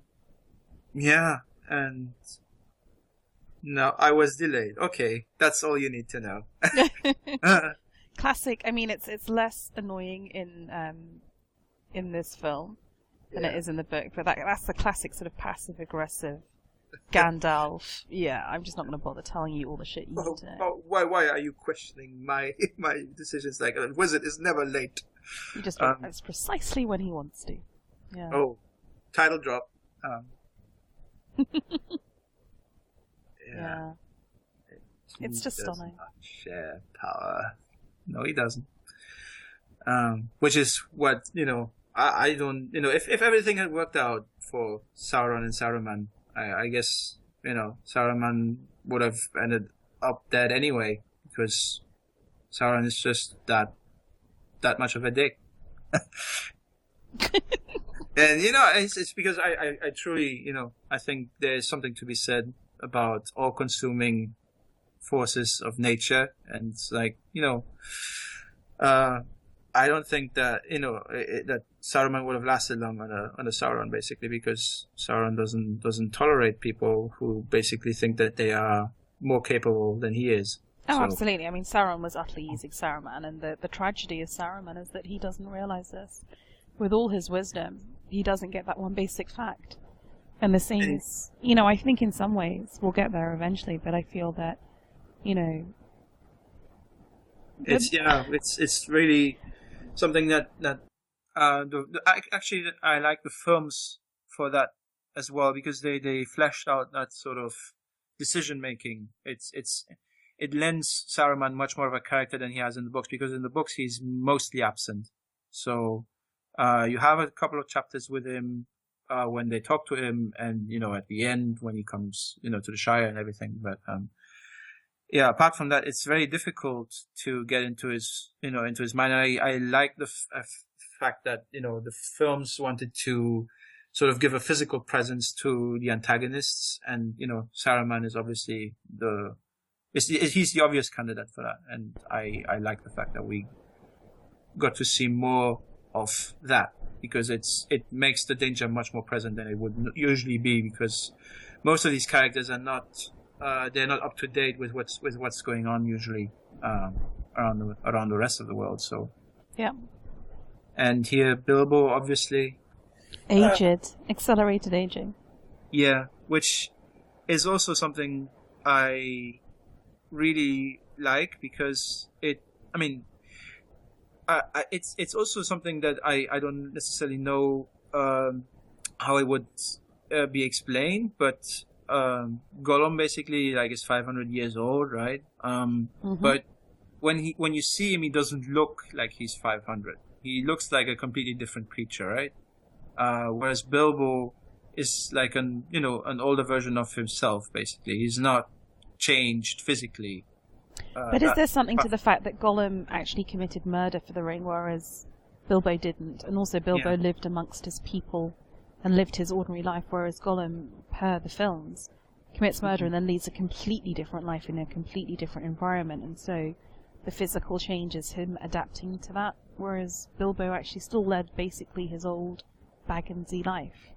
Yeah, it's like the environment has an influence on on what your development is going to be like. So I like that. But also, I mean, the ring had an immediate power over him and a corruption that it never had on Bilbo. Although we're about to get the one really truly horrific horror scene where he goes "Rah!" and tries to get the ring off his beloved nephew. And that's also like you have scares like that. I mean, this is a jump scare, but at the same time, it's straight out of Brain Dead, isn't it? Viewers would probably not expect, Yeah, for sure. I mean, even me expecting when I watched the film the first time, I was like, what the, that was a proper good jump out the seat moment, and it's good because amidst all this beauty and the hobbits up to that point have just been these lovely, lovely, gorgeous creatures, and you've got to see the capacity of, if you give in to the ring, this is what it does to you. Yeah. And now, I mean, we have to comment on Agent Smith joining. But that's basically what he's known for. He's known for, playing Elrond and Agent Smith. It was really funny at the film festival last November. I saw an Australian comedy that's absolutely hilarious, actually. And he stars in it as a very corrupt Australian, well, actually, you think he's corrupt, but he's not, sort of Australian cop. And I realised it was the first time I'd seen Hugo Weaving actually do a part in an Aussie accent with, not in a fantasy world, like a normal role. And it was really unnerving. I was like, what is this accent he's using? Yeah, he's a really good actor. It just depends on what he's being given. Like, when he does Megatron in the Transformer films, or when he does the Red Skull in Captain America, the First Avenger, and these are not the kind of juicy, well-defined characters that you would want him to play, I guess. And he's, I think, the fact that he came back for the Hobbit and stuff. I mean, it's all. These people know each other have known each other for a long time, so I guess it's not difficult to convince them to work with Peter Jackson again, because they always talk about it's like it's probably like a it's like a family work. I mean, they are together like all day every day for a couple of years, right? So yep. At some point. So we're coming up on the Council of Elrond, and I just want to point out that you were saying how the prologue, which is for the extended edition at the start, is a really lovely thing, and I think it is really lovely. But one of the things that kind of saddened me a little bit about the extended edition is that in the book, the Council of Elrond is so complex, and it's a story within a story within a story, goes forward and back in time, and it's so complex. And a lot of that material in the prologue, I feel they could have kept the length and complexity maybe of the Council and folded it into that, and shown the complexity of how that scene works. Now, I know for a film it's easier to give a prologue and get everyone in the mood, but because I'm just so in love with that scene from a sort of technical, how it's constructed point of view, that's my only gripe with it. But it's more like you see the prologue, and then you leave the prologue, and now you see part of the prologue again, and you add something to it. So it's like it builds, like it becomes richer. It's all there, but now we're flashing back, to the Isildur scene, and but now you've seen that like 3 times, because you saw it at the start, you saw it when Gandalf first realizes that the ring is the ring, and now we're seeing it again, and it just feels like, even in this extended edition, this whole kind of build up to the Council of Elrond and the Council of Elrond is still only 15 minutes long. And if you think of like proportionately how long those 2 chapters are in the book, or how long that chapter is, in the book, it's massive. It dominates Fellowship.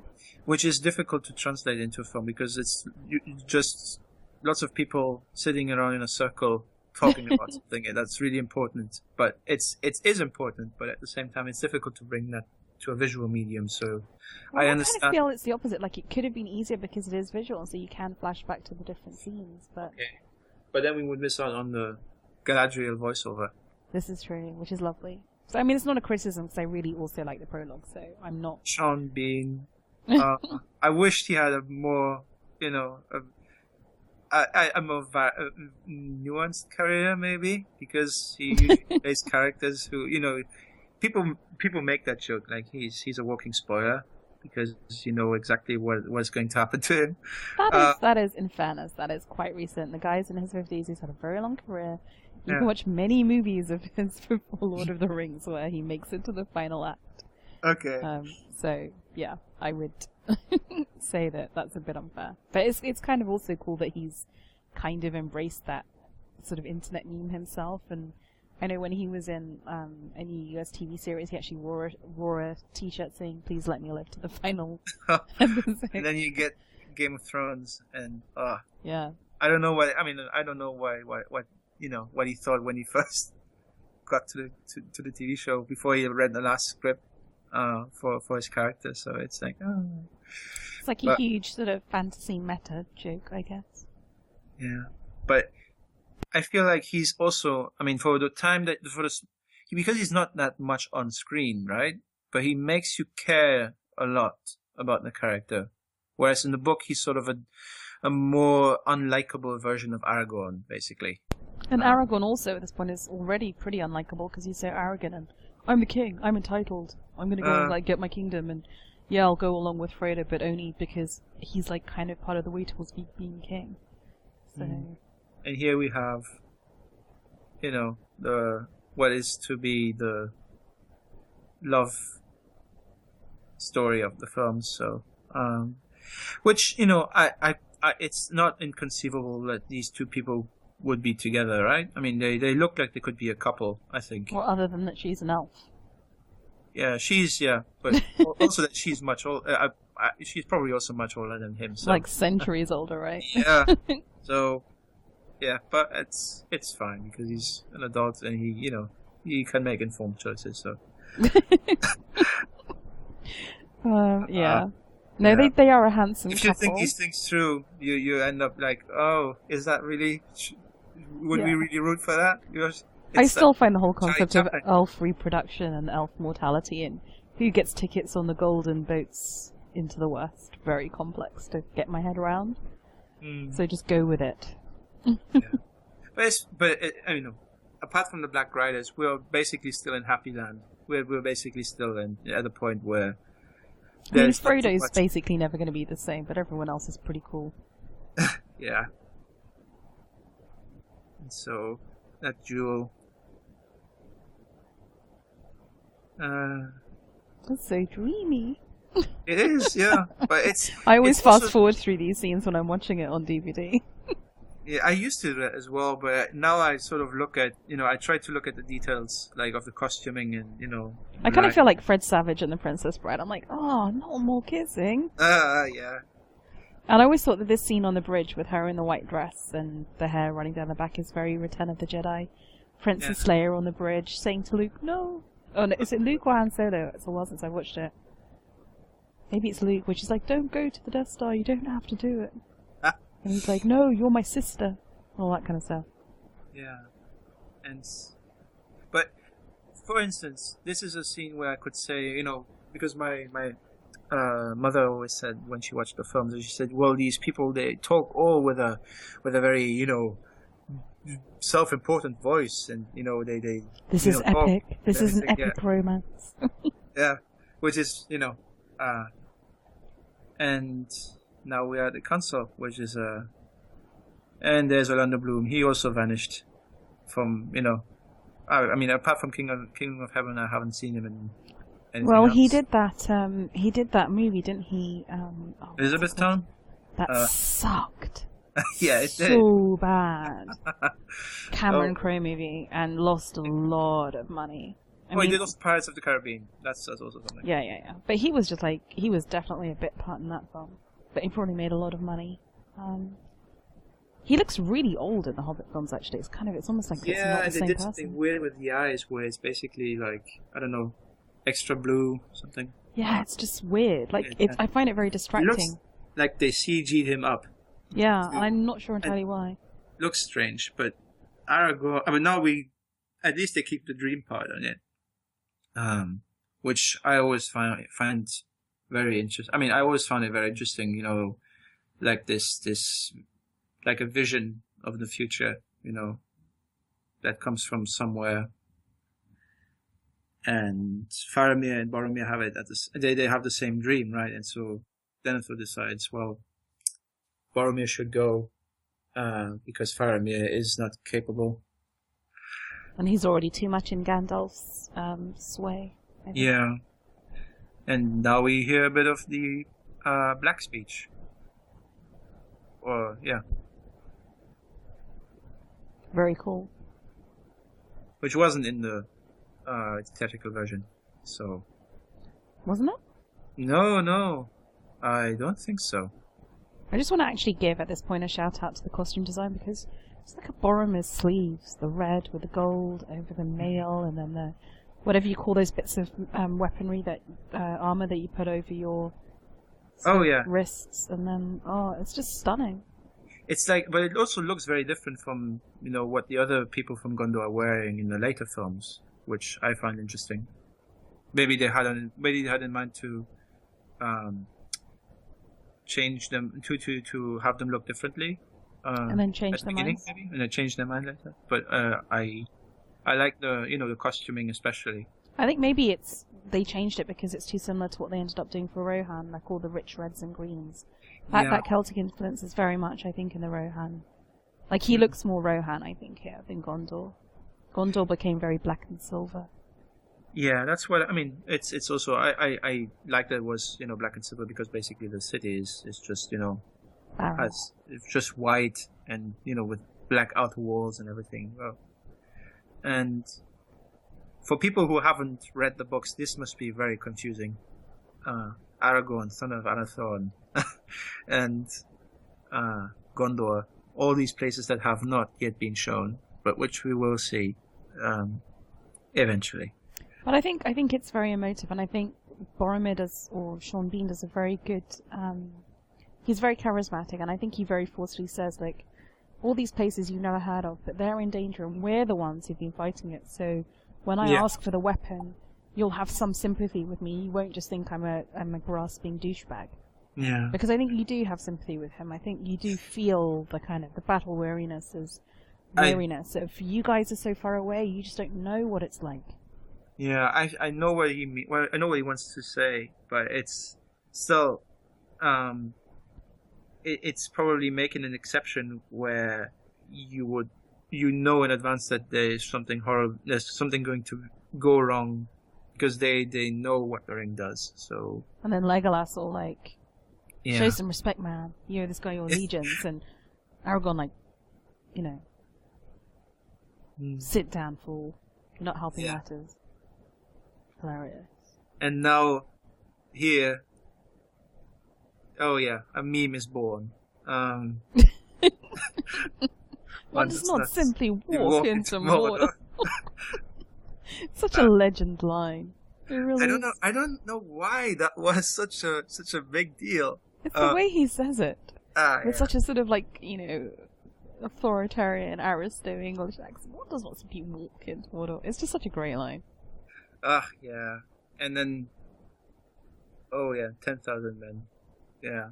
But here you sort of see already that he's already speaking out against. Yeah, I mean he's already totally against the idea of just destroying it, because this is a very well argued point when he says it's going to be much closer to Sauron in that sense anyway. So this is much more foolish than just keeping it safe somewhere else, or using it or something. But that's the kind of anti-Tom Bombadil point, isn't it? Ooh, I must point out also that the one line that really irritates me in this film is when Elrond says, "We have to, take it back to Mordor and cast it into the fiery pit from whence it came." You don't need the from. Whence has the from in it. Yeah. It's just whence it came, dude. Thank you. Yeah. Grammar PR over. Yeah, we're basically the Stannis of Middle Earth. I am the Stannis. Grammar's important. Yeah. It's like, for fewer fingernails to clean. Exactly. And now the little hobbit. So, your heart just melts when this happens, no? I mean, it's so noble. It's so humble. It's just, it's a great, great moment.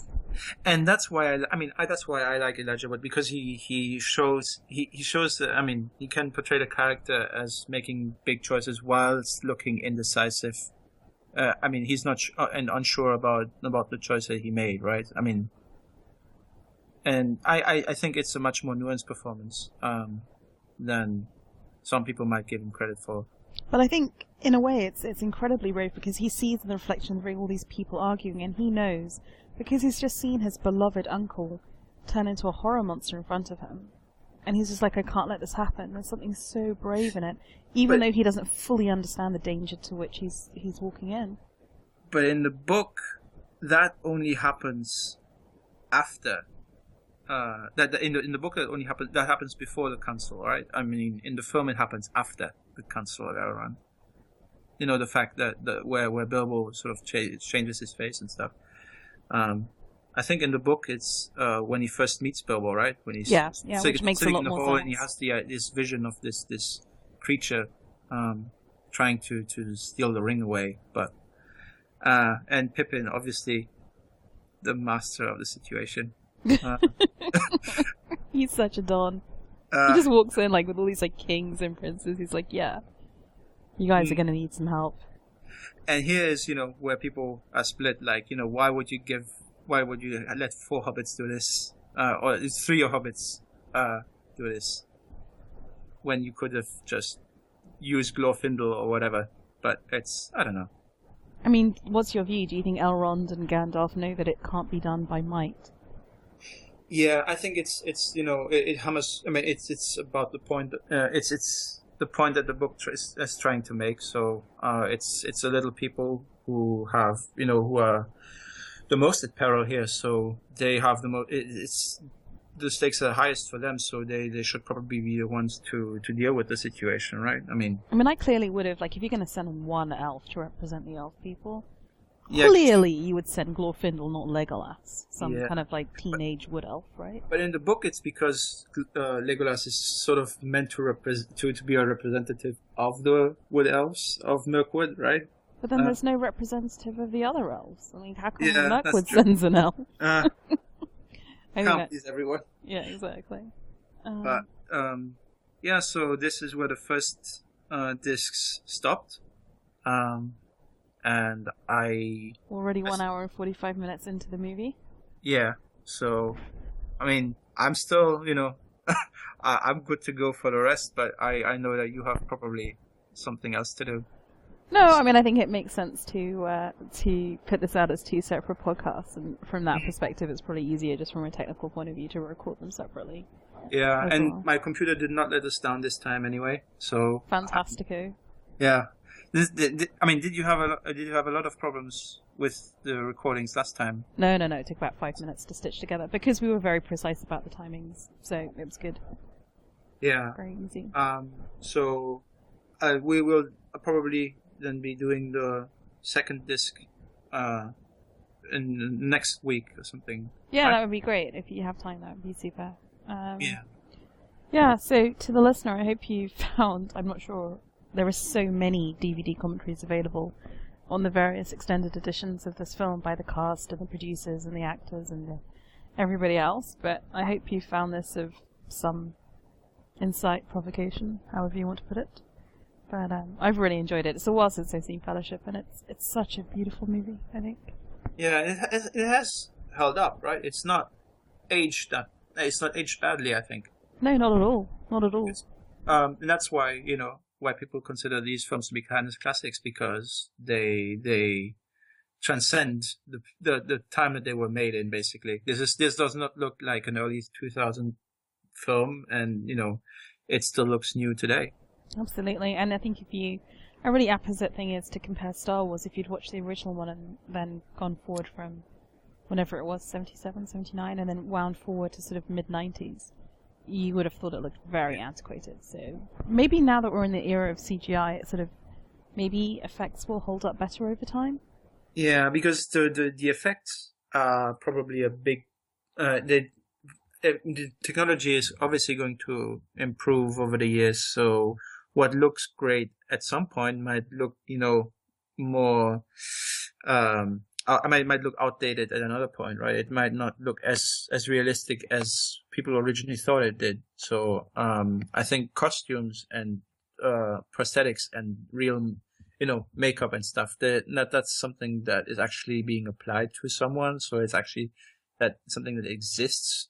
And yeah, the physical, the CG is probably something that will age much faster. So that's why, you might, if you look at films that use a lot of special effects from the early 90s, for instance, or from late 90s or early 2000s, then it's probably going to look much more obvious where they apply the special effects. But sometimes you have films like these where this is just not the case. So I suppose it just depends on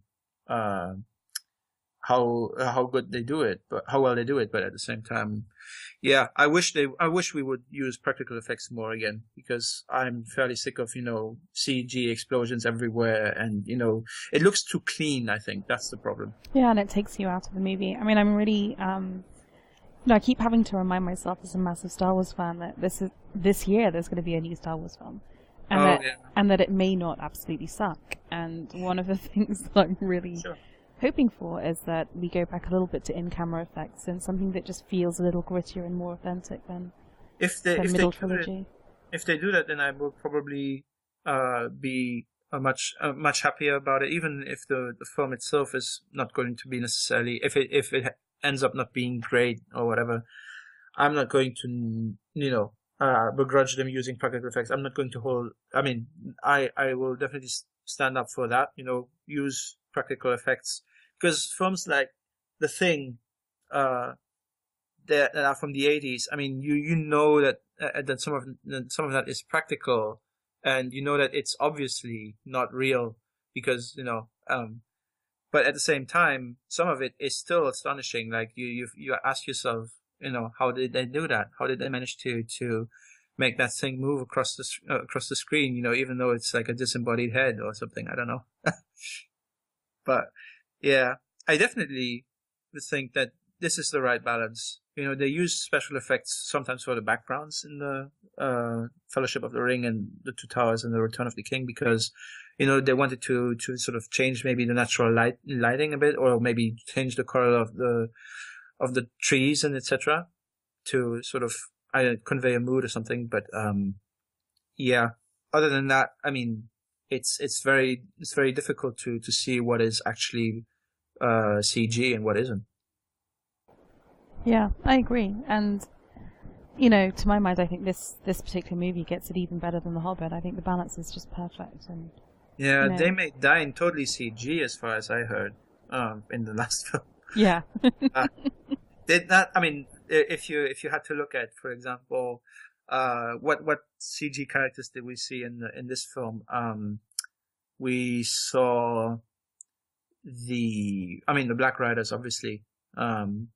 If you had to compare that to, for example, Dine, would you say that it looks less convincing or more convincing? Yeah, I mean, yeah, the new trilogy is definitely less convincing from my perspective. And overall, I mean, do you think that the because I hear a lot of people say, I like the first film best because, everything's still open and, there's just a discovery of the world, etc. I mean, I like the first film probably probably a lot more than the second one, but I still think maybe the third one has a much more emotional weight, I think, because of what it says. I mean, because then the stakes are much at the highest, so that's why I probably like the third film most. But you were saying some people really don't like it. Why is that? What are the accusations that are thrown? There's a critic I know, Alfonso Duralde. He's on a review show called What the Flick on YouTube, and in the recent Hobbit review that they did, he sort of said, "Well, I didn't want to watch any of the other. I stopped watching any of these films after the first one because it felt like like people playing D&D in front of you. So fuck these films," he said. Well, I don't know. That's ridiculous. Yeah, it's like I don't know, but maybe it's maybe it comes down to the fact that some people don't just like the fantasy genre in general. But then I wouldn't be able to say that this is a very objective look at the film as a film, right? It's just but at the same time I can't force people to like something that they don't enjoy. So yeah. I just think that some people might be put off by the fact that all this information about a fictional world that they don't know anything about is given to them, and since they don't have much interest in fantasy, they might struggle to keep up with the story and to find any meaning within, the actual film. So I guess I could see it from that perspective. If it's just not your thing, but I just don't understand the concept of things being not your thing. Yeah, it's probably because some people say, well, it's probably because, well, just what we said at the beginning, right? Because it's maybe not saying something about they probably feel like it's too removed from any actual relevance to society today. They feel like it's usually fantasy is set in a medieval world that's to us looks like the past, and so people say, well, doesn't say anything about actual. But humanity doesn't change. Like really, just on maybe the political stuff in Game of Thrones or whatever, but the human relationships, the loves, the betrayals, the emotional stakes, the friendship, the loyalty, that doesn't change. That's why we still read, The Tale of Caesar is still fascinating. Reading Shakespeare is still fascinating. It doesn't matter, So I just find it kind of like, why would you limit the information you can take in about life and humanity in that way? It's just prejudicial and silly. But I think it's because some people tend to say that science fiction as a genre has much more to say, and is about our potential future, and it lends itself to metaphors that people can recognize in their day-to-day lives much easier and that sort of thing. It doesn't have to be a competition. It doesn't have to be that's what I mean. sci-fi is better than fantasy or has more to teach. Might feel that way going into it. So I don't agree with the fact that this thing is. I mean, if this is not your thing, I just don't see it. Either you review it, as a film, does it work as a film? But then again, I can't say anything if you don't feel engaged enough by the story to pay attention to the story. So, I mean, it's very difficult to I think maybe it's because people are not, into the fantasy tropes and all that stuff, because I just don't see. It's also because these films are very long, and asking people for 3 hours if they feel on the fence about, entering a fantasy world might be a lot to ask. But at the same time, it's like, yeah, but it's a film that has been made, so you should review it, on those terms and not hold it against the film just because you don't feel like you want to engage with it.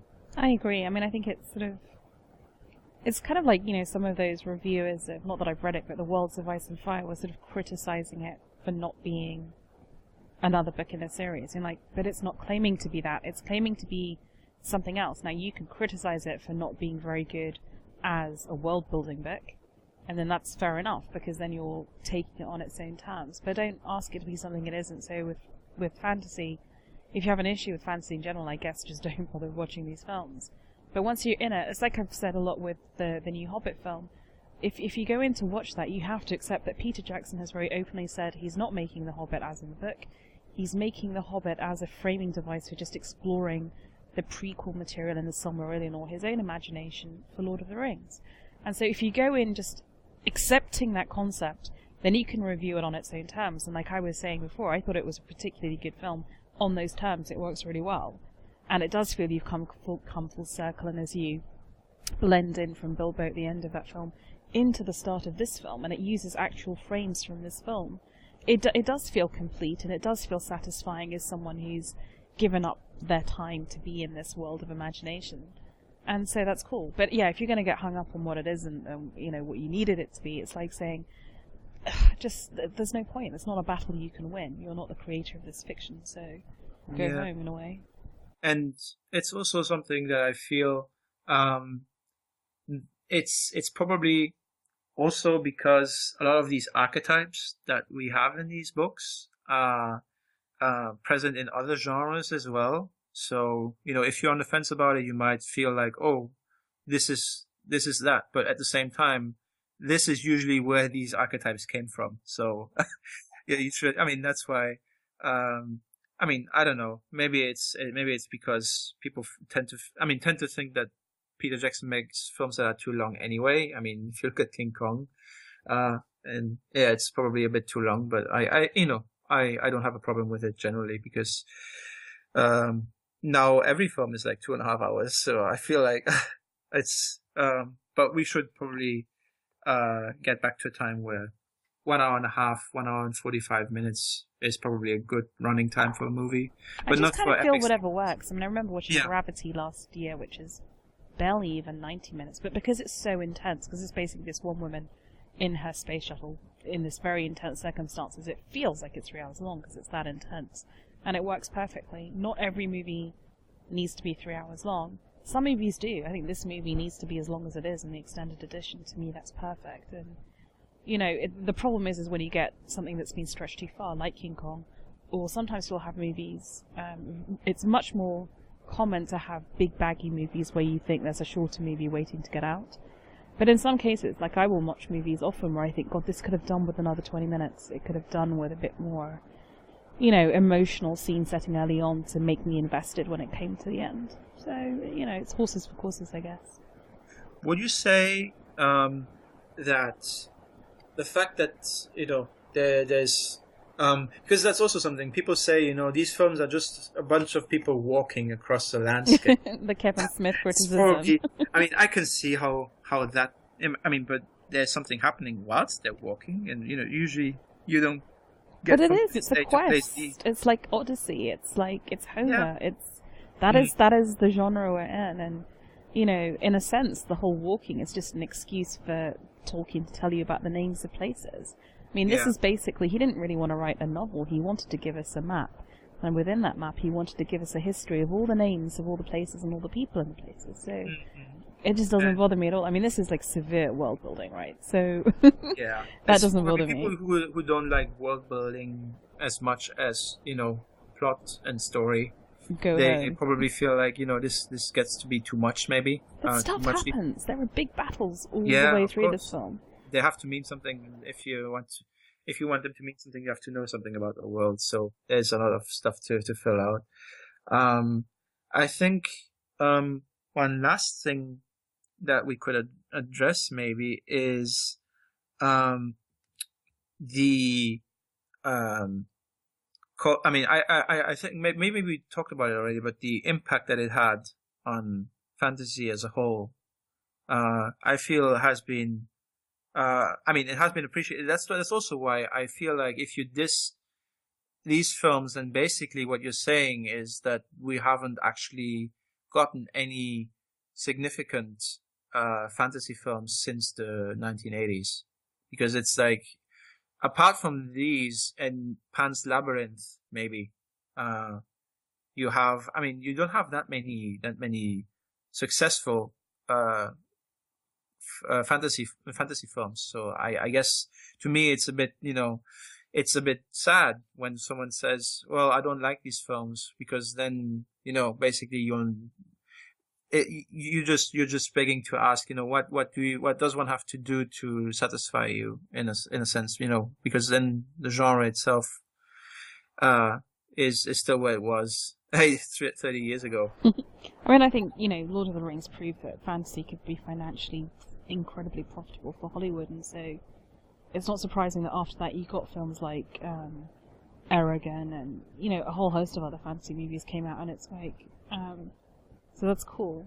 I think if it makes studios, it's kind of like the early Marvel Studios had to set itself up to finance comic book movies seriously because people didn't believe they'd make money, so, or in a consistent way, like you'd have the Batman franchise or the Spider-Man franchise, but in a sort of a thought-out way, and that's fantastic. And for that, we owe those of us who love fantasy owe Peter Jackson a debt, because I think he, in the way that Marvel Studios have now, have shown that it can be mainstream. That, I was talking to a friend of mine who has totally she doesn't think she's a geek, but then when you ask her what she's watching on TV this week, it'll be The Flash, Arrow, Marvel's Agents of S.H.I.E.L.D. It's like so I think it's kind of it's Comic-Con taking over the world, right? Like everyone has to acknowledge that all the stuff they thought of as niche is actually mainstream and not pigeonhole it in a way, and that it can make money. There's nothing wrong with that. But for instance, I think on the website westeros.org, I think I talked with one of the administrators, Elio Garcia, and talked about adaptations and stuff, and he basically said he probably has a lot of problems with Peter Jackson's adaptation of The Lord of the Rings as well, because he feels like some people think that maybe the films miss the spirit of the book because they are much too action oriented. But watching this first half of The Fellowship, I didn't get that impression at all. Actually, I feel like we were 40 minutes in and they were still in the Shire. They were still. But, The Fellowship as a book, it isn't, right, because you've got Tom Bombadil, and there isn't a big battle. There's Balrog versus Gandalf, but basically The Fellowship doesn't have big set piece battles, and I can appreciate Elio's point of view. I just think that the reality of creating a Hollywood movie with that big a budget that's going to appeal to the demographic of the teen moviegoer, it's going to have set piece battles. And I love the fantasy world building and I love the spirit of the books, but I also love seeing an epic battle on screen. We're going to get to it next time, but or if we do the Two Towers, but when they're all standing on the battlements of Helm's Deep, and the elves turn up and they're facing these immense opposing forces, and you just think that moment, I'm standing with my friends against everything. Or the Frodo moment in the final battle. Those are epic, beautiful Hollywood moments. So it's got to be true to the spirit of Tolkien, but it's also got to be true to the immense history and culture and roots of Hollywood. And those are great Hollywood moments. They're canonical for Hollywood. And I love fantasy, but I'm a huge cinephile, obviously, with this podcast, and I love the great history of Hollywood epic battles. And this, Peter Jackson has to serve two masters, because he's got to keep Elio happy and he's got to keep the Hollywood epic fantasy battle people happy, and it's I think it's a happy balance in these films. I really do. No, I completely agree. It's just, I mean, when you watch films like El Cid, where they have big battle scenes, with people, on horses and stuff, then you have to understand that this is, a big effort, and that this could have gone wrong in so many places, right? The casting could have, if you have a bad actor in a main role, then the film might have a big problem in the end. So we have to be thankful that wasn't the case. We have to also be thankful that the special effects were as good as they were, that the music was as memorable as it was, and that and that was because they put in. I have books with sketches from production design and all that stuff. How they wanted the creatures to look and everything. And you see, like, there's like dozens of different drawings and different ideas being thrown around and everything. And it's actually it just shows that they devoted. When they tell you it's 7 years of their life, it's pretty much that, yeah. And so I usually say this is for what they put into it. It's a massive achievement, because not everyone would be willing to work on that for as long as they did, and not everyone would be able to do as much as they did. And it's also probably because there was a lot of pressure on them to deliver, because and that's maybe why people don't think that the Hobbit films work as well, because there's not as much of a pressure, because Peter Jackson already did a lot of the rings, so there's a lot of leeway that people are willing to give to him. So I think in that sense, maybe the sense that they absolutely had to make sure that this was a success was probably a big factor in making it. So I definitely feel that this is an epic that we don't get as on this scale with this much quality. We don't get that often. So I'm willing to yeah, exactly. I give it some forgiveness. Like, I'll forgive it some things because I'm just so overall happy it exists. Yeah, and it's something that you can. People tend to forget that these came out around Christmas, right? Yeah, they were always just before. In fact, they were always, because my birthday's a week before Christmas, just typically released on my birthday, which was awesome. Oh, wow. It was an awesome birthday present. Yeah, exactly. And yeah, no, it's also, you would expect this kind of thing to be released in the summer nowadays, right? Because everyone sort of wants to release big films in the summer. Yeah, I think Marvel owns summer and Peter Jackson owned Christmas. And I guess now Star Wars will own Christmas. So that's the carve-up. Marvel gets summer and Disney gets Christmas. Yeah.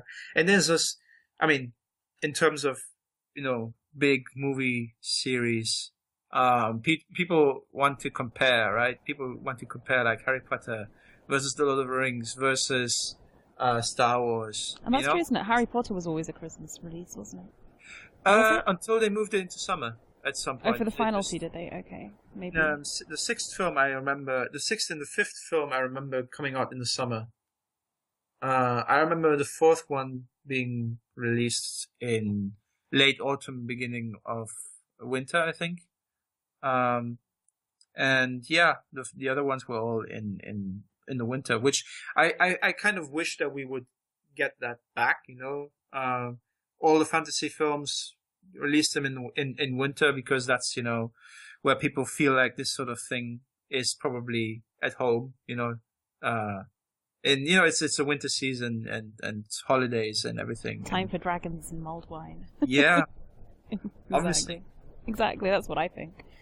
Oh well, this was a lot of fun once again. So thanks for joining, Matthieu, and to anyone who's still listening to us blather on, I would again say that we'll try and put out, I guess, the second half of this commentary in a week or so time. But in the meantime, if you do want to get more into the sort of the lore and the works of Tolkien, do check out Battles of Kingsgrave, the OK podcast. is what you should Google to get there, because there are very, very good in-depth rereads of the works of Tolkien on there to explore. Cool. Thank you very much. Hi, everyone. Bye.